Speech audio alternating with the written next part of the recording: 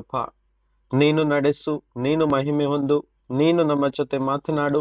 ನಿನ್ನ ವಾಕ್ಯದ ಪ್ರಕಟಣೆಯನ್ನು, ನಿನ್ನ ವಾಕ್ಯದ ಸತ್ಯವನ್ನು, ನಿನ್ನ ವಾಕ್ಯದ ಅರ್ಥವನ್ನು ನೀನು ನಮಗೆ ತಿಳಿಯಪಡಿಸು ಸ್ವಾಮಿ. ಎಷ್ಟು ನಿಮ್ಮ ವಾಕ್ಯದ ಸತ್ಯವನ್ನು ತಿಳಿಯುತ್ತಾ ಹೋಗುತ್ತೇವೋ ಅಷ್ಟು ನಾವು ಬಿಡುಗಡೆಯನ್ನು ಹೊಂದುತ್ತಾ, ಜಯವನ್ನು ಹೊಂದುತ್ತಾ, ಈ ಒಂದು ಬದುಕನ್ನು ಜಯವುಳ್ಳ ಬದುಕನ್ನಾಗಿ ನಾವು ಜೀವಿಸಿ ಕರ್ತನೆ ನಿನ್ನ ನಾಮಕ್ಕೆ ಮಹಿಮೆ ಪಡಿಸುವುದಕ್ಕೋಸ್ಕರ ನೀನು ನಮ್ಮ ಜೀವಿತದಲ್ಲಿ ಯಾವಾಗಲೂ ಕಾರ್ಯ ಮಾಡುವನಾಗಿರು ಎಂದು ಪ್ರಾರ್ಥಿಸುತ್ತಾ ಸ್ವಾಮಿ, ವಾಕ್ಯದಲ್ಲಿ ನಾವು ಮುಂದೆ ಹೋಗುವವರಾಗಿದ್ದೇವೆ. ನೀನು ಸಹಾಯ ಮಾಡುವನಾಗಿರು. ಯೇಸು ಕ್ರಿಸ್ತನ ನಾಮದಲ್ಲಿ ಪ್ರಾರ್ಥಿಸುವವರಾಗಿದ್ದೇವೆ. Amen. Amen. Amen. Thank you Jesus. ಕರ್ತನ ಪರಿಶುದ್ಧ ನಾಮಕ್ಕೆ ಸ್ತೋತ್ರ ಉಂಟಾಗಲಿ. ಈ ಸಮಯದಲ್ಲಿ ನಾವು ಕರ್ತನ ವಾಕ್ಯವನ್ನು ಧ್ಯಾನಿಸುವ. ಎಲ್ಲರೂ ಸಂತೋಷವಾಗಿಯೂ ಸಮಾಧಾನವಾಗಿಯೂ ಆರೋಗ್ಯವಾಗಿಯೂ ಜಯದಲ್ಲಿಯೂ ಬಲದಲ್ಲಿಯೂ ತೃಪ್ತಿಯಲ್ಲಿಯೂ ಇದ್ದೀರೆಂದು ನಂಬುವರಾಗಿದ್ದೇನೆ. ಒಂದು ವೇಳೆ ನಿಮ್ಮ ಜೀವಿತದಲ್ಲಿ ಈಗಲೂ ಸಹ ಚಿಂತೆಯು, ನೋವುಗಳು, ಬಂಧನಗಳು, ತೊಂದರೆಗಳು, ರೋಗಗಳು ಕಾಡುತ್ತಿರುವುದಾದರೆ ಕರ್ತನ ವಾಕ್ಯ ನಮ್ಮನ್ನು ಬಿಡುಗಡೆಗೊಳಿಸಲಿಕ್ಕೆ ಶಕ್ತವಾಗಿದೆ ಎಂದು ಹೇಳುತ್ತಾ ನಾನು ಕರ್ತನ ವಾಕ್ಯದ ಪ್ರಕಟಣೆಯನ್ನು ಹೇಳಲಿಕ್ಕೆ ಆಸೆ ಪಡುವನಾಗಿದ್ದೇನೆ. ಇವತ್ತು ನಾವು ಈ ಒಂದು ವಿಷಯದ ಬಗ್ಗೆ ಧ್ಯಾನಿಸುವರಾಗೋಣ. ಕರ್ತನು ಲೋಕವನ್ನೇ ಜಯಿಸಿದವನಾಗಿದ್ದಾನೆ. ಹಾಗಾದ್ರೆ ಕರ್ತನು ಲೋಕವನ್ನು ಜಯಿಸಿದ ಮೇಲೆ ನಾವು ಆ ಜಯವನ್ನು ಅನುಭವಿಸೋರಾಗಬೇಕು ಎಂಬುದಾಗಿ ವಿಷಯವನ್ನು ನಾವು ತಿಳಿದುಕೊಳ್ಳುತ್ತಾ ಈ ಸಮಯದಲ್ಲಿ ಮುಂದೆ ಹೋಗೋರಾಗೋಣ. ಮೊದಲನೇದಾಗಿ ವಾಕ್ಯವನ್ನು ಓದುವ. ಯೋಹಾನನ ಸುವಾರ್ತೆ 19ನೇ ಅಧ್ಯಾಯ ವಾಕ್ಯ 30. John chapter 19 verse number 30. ಯೋಹಾನ 19 ವಾಕ್ಯ 30. Thank you, Lord Jesus. Hallelujah. ಸ್ತೋತ್ರ ಸ್ತೋತ್ರ ಸ್ತೋತ್ರ ಸ್ತೋತ್ರ ಸ್ತೋತ್ರ ಸ್ತೋತ್ರ. ಓಕೆ, ಸುಧಾ ಸಿಸ್ಟರ್ ಕಡೆಯಲ್ಲಿ ಯಾರಾದ್ರೂ ಓದ್ತೀರಾ? Thank you Jesus.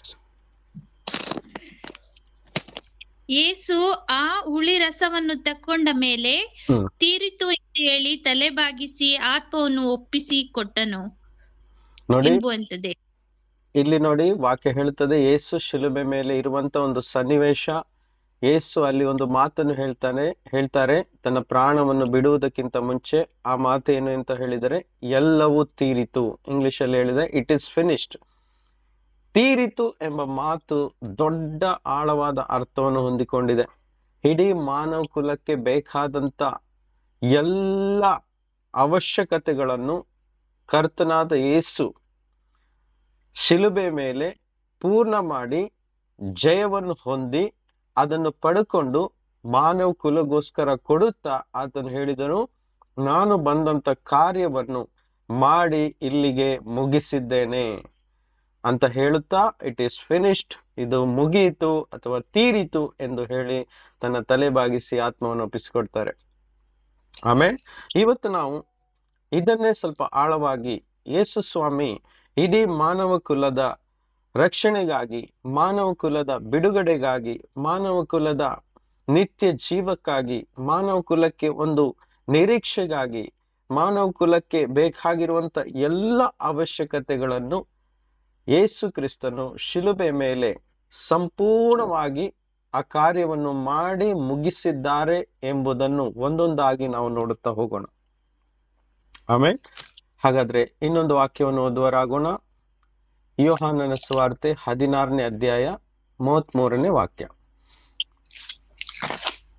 John chapter 16 verse number 33.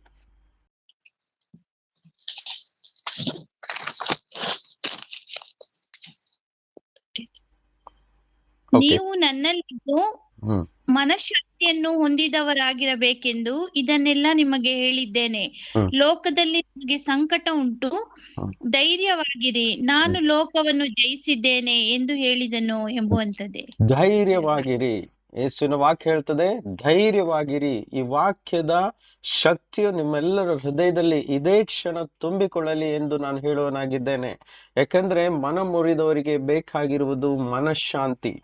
ಆ ಮನಃಶಾಂತಿ ಎಂಬುದನ್ನು ಯೇಸು ಕ್ರಿಸ್ತನು ಧೈರ್ಯವಾಗಿರಿ ಅಂತ ಹೇಳುತ್ತಾ ನಮ್ಮೊಳಗಿರುವಂತ ಸಂಕಟ, ನೋವು, ದುಃಖವನ್ನು ನೆರವೇರಿಸಿಕೊಳ್ತಾ ಮುಂದೆ ವಾಕ್ಯದಲ್ಲಿ ಹೇಳುವರಾಗಿದ್ದಾರೆ. ಏನದು? ನಾನು ಇಡೀ ಲೋಕವನ್ನೇ ಜಯಿಸಿದ್ದೇನೆ. ಆಮೇನ್. ಲೋಕವಂತ ಹೇಳಿದ್ರೆ ಕೇವಲ ಈ ಭೂಮಿ ಮಾತ್ರವಲ್ಲ, ಇಡೀ ಪ್ರಪಂಚವನ್ನೇ, ಇಡೀ ಯೂನಿವರ್ಸ್ ಅನ್ನೇ, ಇಡೀ ಬ್ರಹ್ಮಾಂಡವನ್ನೇ ಆತನು ಜಯಿಸಿದವನಾಗಿದ್ದಾನೆ. ಹಾಲೆಲೂಯ. ಈ ಸತ್ಯವನ್ನು ನಾವು ಇನ್ನಷ್ಟು ಆಳದಲ್ಲಿ ತಿಳಿದುಕೊಳ್ಳುತ್ತಾ ಹೋಗೋಣ.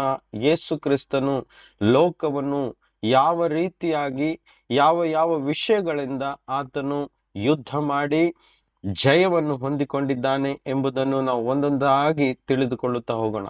ಆಮೇಲೆ ನಾವೆಲ್ಲರೂ ಜಯದಲ್ಲಿ ನಡೆಯಬೇಕಾಗಿದೆ. ಈ ಜಯದ ಸತ್ಯವನ್ನು ತಿಳಿದುಕೊಳ್ಳಬೇಕಾಗಿದೆ. ಯಾಕೆಂದ್ರೆ ಕ್ರಿಸ್ತಿಯ ಜೀವಿತ ಎನ್ನುವುದು ಒಂದು ಸೋಲಿನ ಜೀವಿತ ಅಲ್ಲ. Praise Lord. ಯಾರಾದ್ರೂ ಸೈಲೆಂಟ್ ಆಗಿ ಬ್ಯಾಕ್ ಗ್ರೌಂಡ್ ಇರೋದಾದ್ರೆ ದಯವಿಟ್ಟು ಮ್ಯೂಟ್ ಅನ್ನು ತೆಗೆದಿಟ್ಕೊಳ್ಬಹುದು. ಯಾಕಂದ್ರೆ ಮಧ್ಯೆ ಮಧ್ಯೆ ಆಮೇನ್ ಹೇಳುವಾಗ ನೀವು ಆಮೇನ್ ಅಂತ ಹೇಳಿ, ಆವಾಗ ವಾಕ್ಯಕ್ಕೆ ಒಂದು ಬಲ ಸಿಗುತ್ತೆ. ಆಮೇನ್. ಹಾಗಾದ್ರೆ ವಾಕ್ಯ ಹೇಳ್ತದೆ, ಇಡೀ ಲೋಕವನ್ನೇ ಯೇಸು ಕ್ರಿಸ್ತನು ಜಯಿಸಿದವನಾಗಿದ್ದಾನೆ. ಆಮೇನ್. ಸೊ ಈ ಜಯದಲ್ಲಿ ನಾವು ಪಾಲುಗಾರರಾಗಬೇಕು. ಈ ಜಯದಲ್ಲಿ ನಾವು ಪಾಲುಗಾರರಾಗಬೇಕು.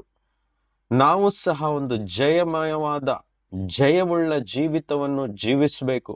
ನಮ್ಮ ಜೀವಿತದ ಎದುರಲ್ಲಿರುವಂತ ಪ್ರತಿಯೊಂದು ಯುದ್ಧವನ್ನು ನಾವು ಜಯಿಸಿ ಯೇಸುವಿಗೋಸ್ಕರ, ಆತನ ಮಹಿಮೆಗೋಸ್ಕರ ಜಯಿಸುವರಾಗಬೇಕು. ಸೋಲನ್ನು ಕಾಣ್ಲಿಕ್ಕೆ ಅಲ್ಲ ಯೇಸು ಕ್ರಿಸ್ತನು ನಮ್ಮನ್ನು ಆತನಲ್ಲಿ ಕರೆದದ್ದು. ಸೋತು ನಾವು ಬಿದ್ದು ಹೋಗಲಿಕ್ಕಲ್ಲ ಯೇಸು ಕ್ರಿಸ್ತನು ತನ್ನ ರಕ್ತದಿಂದ ತೊಳೆದು ನಮ್ಮನ್ನು ಎಬ್ಬಿಸಿಟ್ಟಿದ್ದು. ಪಾಪದಲ್ಲಿ ಪುನಃ ಪುನಃ ಬೀಳ್ಲಿಕ್ಕೆ ಅಲ್ಲ ಯೇಸು ಕ್ರಿಸ್ತನು ತನ್ನ ಸ್ವಂತ ಪ್ರಾಣವನ್ನೇ ಶಿಲುಬೆ ಮೇಲೆ ಬಲಿಯಾಗಿ ಅರ್ಪಿಸಿದ್ದು. ಪುನಃ ಹೇಳ್ತಾ ಇದ್ದೀನಿ, ನಾವು ಪಾಪದಲ್ಲಿ ಪುನಃ ಪುನಃ ಬೀಳುವುದಾದ್ರೆ ಇನ್ನೂ ತನಕ ನಮ್ಮ ಜೀವಿತದಲ್ಲಿ ಯೇಸು ಕ್ರಿಸ್ತನ ಶಿಲುಬೆಯ ಜಯ ಅನುಭವಕ್ಕೆ ಬಂದಿಲ್ಲ ಎಂದು ಅರ್ಥ. Price the lord. ಯೇಸು ಕ್ರಿಸ್ತನು ಇಡೀ ಲೋಕವನ್ನೇ ಜಯಿಸಿದವನಾಗಿದ್ದಾನೆ. ಹಾಗಾದ್ರೆ ನಮ್ಮ ಜೀವಿತದಲ್ಲಿಯೂ ಸಹ ಅದೇ ಜಯವನ್ನು ನಾವು ಅನುಭವಿಸುವರಾಗಿದ್ದೇವೆ. ಅದಕ್ಕೆ ವಾಕ್ಯ ಕೊಡ್ತೀನಿ. ಆ ವಾಕ್ಯವನ್ನು ಪುನಃ ಪುನಃ ನಾವು ನೆನಪಿನಲ್ಲಿ ಇಟ್ಟುಕೊಳ್ಳುತ್ತಾ ಯೇಸು ಕ್ರಿಸ್ತನು ಏನೇನು ಮಾಡಿದ್ದಾನೆ ಎಂಬುದನ್ನು ನಾವು ನೋಡುತ್ತಾ ಹೋಗೋಣ. ವಾಕ್ಯ 1 ಯೋಹಾನ 5:5. 1 ಯೋಹಾನ 5:5. 1 John 5:5. 1 John 5:5. 1 ಯೋಹಾನ 5:5.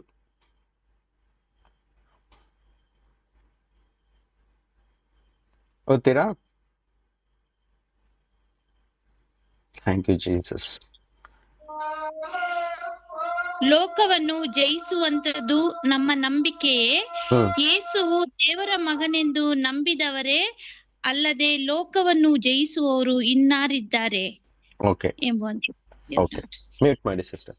ಯೇಸುವು ದೇವರ ಮಗನೆಂದು ನಂಬಿದವರೇ ಅಲ್ಲದೆ ಲೋಕವನ್ನು ಜಯಿಸುವವರು ಇನ್ಯಾರಿದ್ದಾರೆ.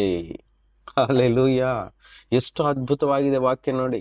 ಅಲ್ಲಿ ವಾಕ್ಯದಲ್ಲಿ ಏನ್ ಹೇಳಿದ್ರೆ, ಯೇಸು ತಾನು ಇಡೀ ಲೋಕವನ್ನೇ ಜಯಿಸಿದ್ದೇನೆ. ಒಂದು ವಿಷಯ ಈ ಲೋಕದಲ್ಲಿ ಇಲ್ಲ ಯಾವುದು ಯೇಸು ಇನ್ನೂ ತನಕ ಜಯವನ್ನು ಹೊಂದಿಲ್ಲ ಅನ್ನೋದು. ಪುನಃ ಹೇಳ್ತೀನಿ, ಯೇಸು ಜಯ ಹೊಂದದೇ ಇರುವಂತ ಒಂದು ಸಂಗತಿ ಸಹ ಈ ಭೂಮಿಯ ಮೇಲೆ ಇಲ್ಲ. ನಂಬೋರು ಇದ್ದಲ್ಲಿ ಆಮೇಲೆ ಹೇಳ್ಬೋದು.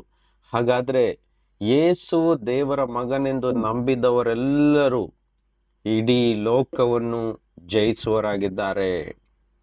ಇದೀರ ನನ್ನ ಜೊತೆ?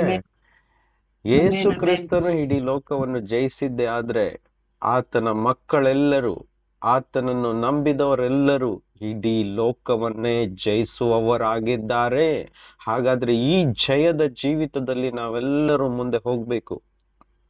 ಆಮೆನ್. Praise the lord. ಹಾಗಾದ್ರೆ ಈ ಜಯದ ಜೀವಿತವನ್ನು ಪಡೆದುಕೊಳ್ಳೋದು ಹೇಗೆ? ನಂಬಿಕೆಯಿಂದ ಪಡೆದುಕೊಳ್ಳೋದು. ವಾಕ್ಯ 4, ಹಿಂದಿನ ವಾಕ್ಯವನ್ನು ನಾವು ಓದುವ. ಅದೇ ಅಧ್ಯಾಯದಲ್ಲಿ 1 ಯೋಹಾನ 5:4. 4ನೇ ವಾಕ್ಯ ಹೀಗೆ ಹೇಳ್ತದೆ, ಯಾಕೆಂದರೆ ದೇವರಿಂದ ಹುಟ್ಟಿರುವಂತದ್ದೆಲ್ಲವೂ ಲೋಕವನ್ನು ಜಯಿಸುತ್ತದೆ ಮತ್ತು ಲೋಕವನ್ನು ಜಯಿಸುವಂತದ್ದು ನಮ್ಮ ನಂಬಿಕೆಯೇ. ಎಷ್ಟು ಸ್ಪಷ್ಟವಾಗಿ ಹೇಳಲ್ಪಟ್ಟಿದೆ ನೋಡಿ. ಯಾಕಂದ್ರೆ ದೇವರಿಂದ ಹುಟ್ಟಿರುವಂತದ್ದೆಲ್ಲವೂ, ಹಾಲೆಲೂಯಾ, ಇಂಗ್ಲಿಷ್ ಟ್ರಾನ್ಸ್ಲೇಷನ್ ಹೀಗೆ ಹೇಳ್ತದೆ, every child of god defeats this evil world. NLT translation ಹೀಗೆ ಹೇಳ್ತದೆ, ದೇವರ ಪ್ರತಿಯೊಂದು ಮಕ್ಕಳು, ದೇವರಿಂದ ಹುಟ್ಟಿದಂತ ಪ್ರತಿಯೊಬ್ಬರು ಆತನ ಮಕ್ಕಳು ಈ ಲೋಕದಲ್ಲಿರುವಂತ ಎಲ್ಲ ದುಷ್ಟನ ಶಕ್ತಿಯನ್ನು ಸೋಲಿಸುವರಾಗಿದ್ದಾರೆ ಅಂತ ಇಂಗ್ಲಿಷ್ ಬೈಬಲ್ ಹೇಳ್ತದೆ. Hallelujah. We achieve this victory through our faith. ಹಾಗಾದ್ರೆ ಈ ಜಯ ಯೇಸು ಸ್ವಾಮಿ ಶಿಲುಬೆ ಮೇಲೆ ಸಂಪೂರ್ಣವಾಗಿ ಕೊಟ್ಟುಬಿಟ್ಟಿದ್ದಾರೆ. ಅರ್ಥ ಆಗ್ತಾ ಇದೆಯಾ?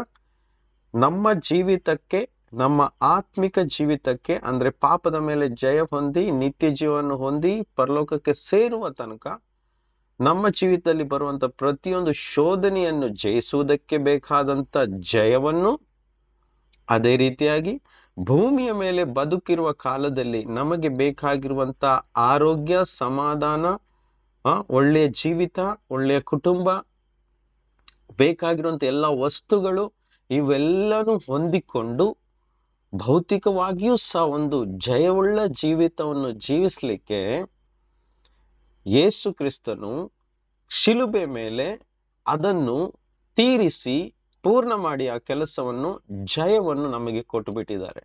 ಅದಕ್ಕೆ ಯೇಸು ಸ್ವಾಮಿ ಹೇಳ್ತಾರೆ, ನಾನು ಇಡೀ ಲೋಕವನ್ನೇ ಜಯಿಸಿದ್ದೇನೆ. ಹಲ್ಲೆಲೂಯಾ.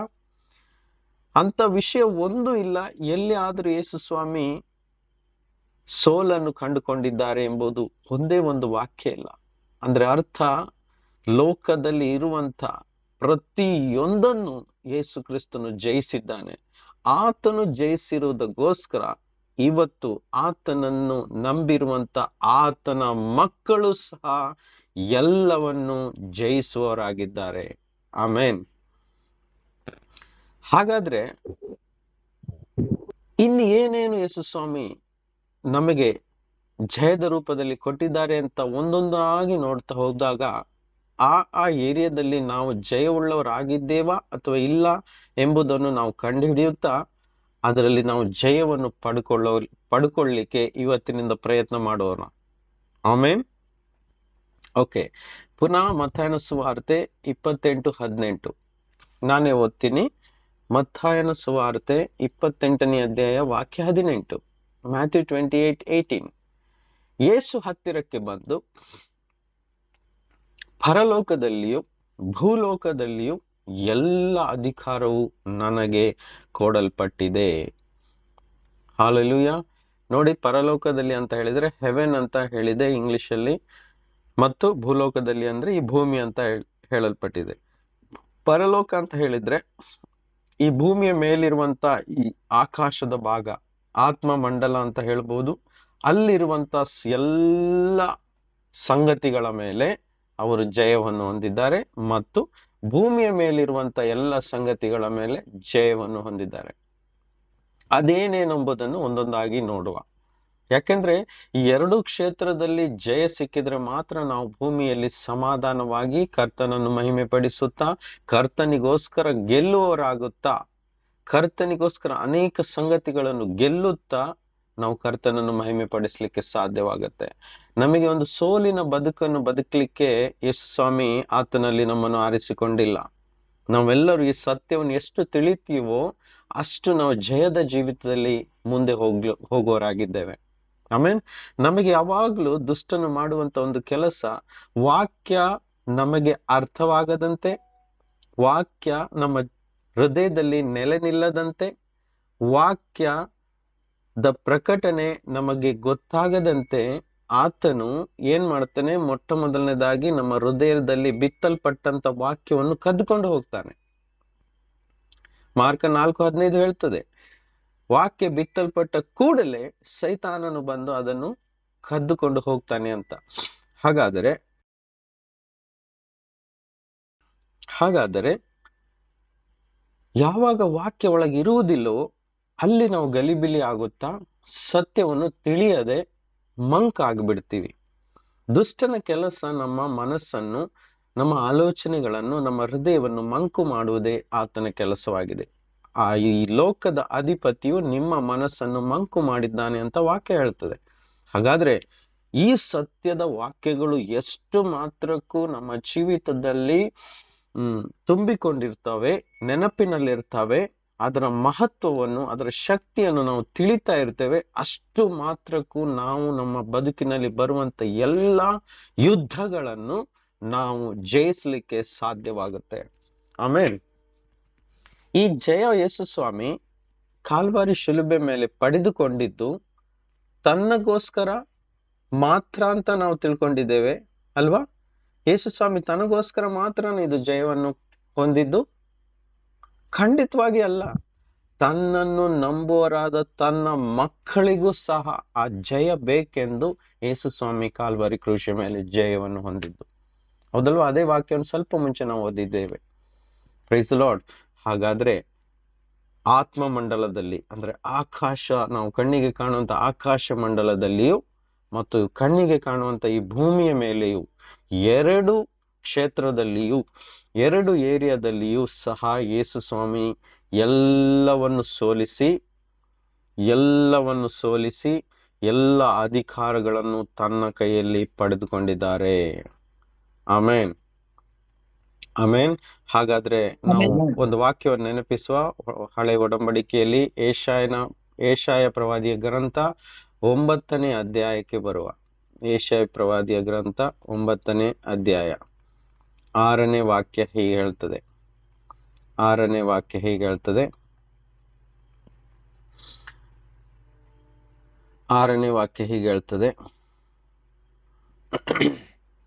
Thank you Jesus. ಸಿಕ್ಕಿದ್ರೆ ಓದ್ಬೋದು. ಒಂದು ಮಗು ನಮಗಾಗಿ ಹುಟ್ಟಿದೆಯಷ್ಟೇ, ವರದ ಮಗನು ನಮಗೆ ದೊರೆತನು, ಆಡಳಿತವು ಅವನ ಬಾಹುವಿನ ಮೇಲಿರುವುದು. ಅದ್ಭುತ ಸ್ವರೂಪನು, ಆಲೋಚನಾ ಕರ್ತನು, ಪರಾಕ್ರಮಿಯಾದ ದೇವರು, ನಿತ್ಯನಾದ ತಂದೆ, ಸಮಾಧಾನದ ಪ್ರಭು ಎಂಬುವು ಅವನ ಹೆಸರು ಎಂಬುವಂಥದ್ದೇ. ಆಡಳಿತವು ಆತನ ಬಾಹುವಿನ ಮೇಲಿರುವುದು. ಆಡಳಿತ ಅಂತ ಹೇಳಿದ್ರೆ ಇಂಗ್ಲಿಷ್ ಅಲ್ಲಿ the government will rest on his shoulder ಅಂತ ಹೇಳಿದ್ರೆ, ಇಡೀ ಲೋಕದಲ್ಲಿರುವಂತ ಸರ್ಕಾರ, ಗವರ್ಮೆಂಟ್ ಅಂತ ಹೇಳ್ತೀವಲ್ಲ, ಅಧಿಕಾರವನ್ನು ನಡೆಸ್ತದಲ್ಲ. ಪ್ರತಿಯೊಂದು ದೇಶಕ್ಕೆ ತನ್ನದೇ ಆದಂತ ಗವರ್ಮೆಂಟ್, ಸರ್ಕಾರ ಅನ್ನೋದಿದೆ. ಹಾಗಾದ್ರೆ ಆ ಸರ್ಕಾರಕ್ಕೆ ಒಂದು ಅಧಿಪತಿ, ಚೀಫ್ ಪ್ರೈಮ್ ಮಿನಿಸ್ಟರು ಅಥವಾ ಅಧ್ಯಕ್ಷರು ಅನ್ನೋದಿರ್ತಾರೆ, ಪ್ರೆಸಿಡೆಂಟ್ ಅನ್ನೋರು ಇರ್ತಾರೆ.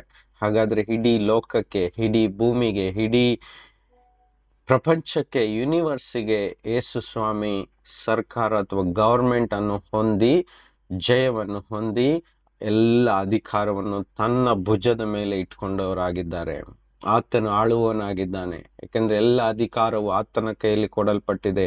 ಭೂಮಿಯ ಮೇಲೆಯೂ ಆಕಾಶದಲ್ಲಿಯೂ ಸರ್ವ ಅಧಿಕಾರಗಳ ಮೇಲೆ ಅಧಿಕಾರವನ್ನು ಹೊಂದಿರುವ ಆತನು ಕೇವಲ ನಮ್ಮ ರಾಜಾದಿರಾಜನು, ಕರ್ತನು ಆಗಿರುವಂತ ಯೇಸು ಕ್ರಿಸ್ತನು ಆಗಿದ್ದಾನೆ. ಆಮೇಲೆ ಅದಕ್ಕೋಸ್ಕರ ವಾಕ್ಯ ಹೇಳ್ತದೆ, ಗವರ್ಮೆಂಟ್, ಸರ್ಕಾರವು, ಆಡಳಿತವು ಆತನ ಭುಜದ ಮೇಲೆ ಇರುವುದು. ಅರ್ಥ ಆಗ್ತಿದೆಯಾ? ಹಾಗಾದ್ರೆ ಆಡಳಿತ ಆತನ ಭುಜದ ಮೇಲಿರುವುದಾದ್ರೆ ಆತನ ಮಕ್ಕಳ ಕೈಯಲ್ಲಿಯೂ ಸಹ, ಆತನ ಮಕ್ಕಳ ಭುಜದ ಮೇಲೆಯೂ ಸಹ ಇರುವುದು. ಆಮೆನ್. ಇಂಥ ಒಂದು ನಂಬಿಕೆಯಿಂದ ಕರ್ತನು ಲೋಕವನ್ನು ಜಯಿಸಿದ್ದಾನೆ. ಅದೇ ರೀತಿಯಾಗಿ ಆತನನ್ನು ನಂಬುವಂತ ಮಕ್ಕಳು ಸಹ ಈ ಲೋಕವನ್ನು ಜಯಿಸುವವರಾಗಿದ್ದಾರೆ ಅನ್ನೋದಾದ್ರೆ, ಈ ಇಡೀ ಲೋಕದ ಯಾವುದೇ ಅಧಿಕಾರಕ್ಕೂ ನಾವು ಭಯಪಡದೆ, ಆ ಅಧಿಕಾರವು ಯೇಸುವಿನ ಮುಂದೆ ಮೊಣಕಾಲು ಊರುವಂತೆ ನಾವು ಇಲ್ಲಿ ನಂಬಿಕೆಯಿಂದ ನಿಂತು ಆ ನಂಬಿಕೆಯನ್ನು ನಾವು ಘೋಷಿಸುವುದಾದರೆ, ಆ ದೇಶಗಳು, ಆ ರಾಜ್ಯಗಳು, ಆ ಸಿಟಿಗಳು, ಆ ಊರುಗಳು ಎಲ್ಲವೂ ಕರ್ತನಾದ ಯೇಸುವಿನ ಮುಂದೆ ಮೊಣಕಾಲು ಊರ್ಲಿಕ್ಕೆ ಸಾಧ್ಯ ಎಂಬ ಸತ್ಯವನ್ನು ನಾವು ತಿಳ್ಕೊಳ್ಬೇಕು. ನಾನು ಅನೇಕ ದಿನಗಳ ಹಿಂದೆ ಕೆಲವೊಂದು ವಿಷಯಗಳನ್ನು ನ್ಯೂಸ್ ಅಲ್ಲಿ ತಿಳಿತಾ ಇರ್ಬೇಕಾದ್ರೆ, ಈ ಪಂಜಾಬ್ ಸ್ಟೇಟು, ಆಂಧ್ರ, ತೆಲಂಗಾಣ, ತಮಿಳುನಾಡಿನ ಸ್ಟೇಟ್ಗಳು, ಕೇರಳ ಸ್ಟೇಟ್ಗಳು, ಮಹಾರಾಷ್ಟ್ರದ ಇನ್ನು ಕೆಲವೊಂದು ಭಾಗಗಳು, ಮುಂಬೈ ಅಂತ ಭಾಗಗಳು, ಡೆಲ್ಲಿಯ ಕೆಲವೊಂದು ಭಾಗಗಳಲ್ಲಿ ಅನೇಕ ಕ್ರೈಸ್ತರು ದಿನೇ ಬೆಳೆಯುತ್ತಾ ಯೇಸು ಕ್ರಿಸ್ತನ ನಂಬಿಕೆಗೆ ಬರ್ತಾ ಇದ್ದಾರೆ. ಆಮೇಲೆ ಆಫ್ರಿಕಾ ದೇಶಗಳನ್ನು ಎತ್ತಿ ನೋಡುವುದಾದ್ರೆ ಅನೇಕ ಜನರು ದಿನೇ ಕ್ರಿಸ್ತ ನಂಬಿಕೆಯಲ್ಲಿ ಬರ್ತಾ ಇದ್ದಾರೆ, ಜಯಿಸ್ತಾ ಇದೆ. ಲೋಕವನ್ನು ಜಯಿಸುವಂತ ಪರಿಶುದ್ಧಾತ್ಮನು, ಯೇಸು ಕ್ರಿಸ್ತನ ಆತ್ಮನ ಶಕ್ತಿ ಇವತ್ತು ಆತನನ್ನು ನಂಬುವ ಮಕ್ಕಳ ಮುಖಾಂತರ ಅದೇ ಜಯವನ್ನು, ಕ್ರೂಜಿನ ಮೇಲೆ ಜಯಿಸಲ್ಪಟ್ಟಂತ ಜಯದ ಧ್ವಜವನ್ನು ಆತನ ಮಕ್ಕಳ ಮುಖಾಂತರ ಈ ಭೂಮಿ ಮೇಲೆ ಪ್ರಕಟವಾಗ್ತಾ ಇದೆ. ಆಮೇಲೆ ಈ ಸತ್ಯವನ್ನು ತಿಳಿದುಕೊಳ್ಳುವರಾದ ನಾವು ನಿರಂತರವಾಗಿ ಈ ಜಯವನ್ನು ಘೋಷಿಸುತ್ತಾ, ಜಯವನ್ನು ಅರ್ಥ ಮಾಡಿಕೊಳ್ಳುತ್ತಾ ಆ ಜಯದಲ್ಲಿ ನಡೆಯುವರಾಗಬೇಕು. ಎಫೆಸ್ಯದವರಿಗೆ ಬರೆದ ಪತ್ರ 6ನೇ ಅಧ್ಯಾಯ ವಾಕ್ಯ 12. ಎಫೆಸದವರಿಗೆ ಬರೆದ ಪತ್ರ 6:12. ಎಫೆಸಿಯನ್ಸ್ 6:12. ಎಫೆಸಿಯನ್ಸ್ 6:12.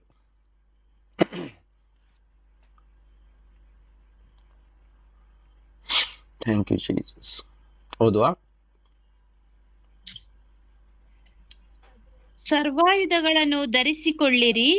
ನಾವು ಹೋರಾಡುವುದು ಮನುಷ್ಯ ಮಾತ್ರದವರ ಸಂಗಡವಲ್ಲ, ರಾಜತ್ವಗಳ ಮೇಲೆಯೂ ಅಧಿಕಾರಗಳ ಮೇಲೆಯೂ, ಈ ಅಂಧಕಾರದ ಲೋಕಾಧಿಪತಿಗಳ ಮೇಲೆಯೂ, ಆಕಾಶ ಮಂಡಲದಲ್ಲಿರುವ ದುರಾತ್ಮಗಳ ಸೇನೆಯ ಮೇಲೆಯೂ ನಾವು ಹೋರಾಡುವವರಾಗಿದ್ದೇವೆ.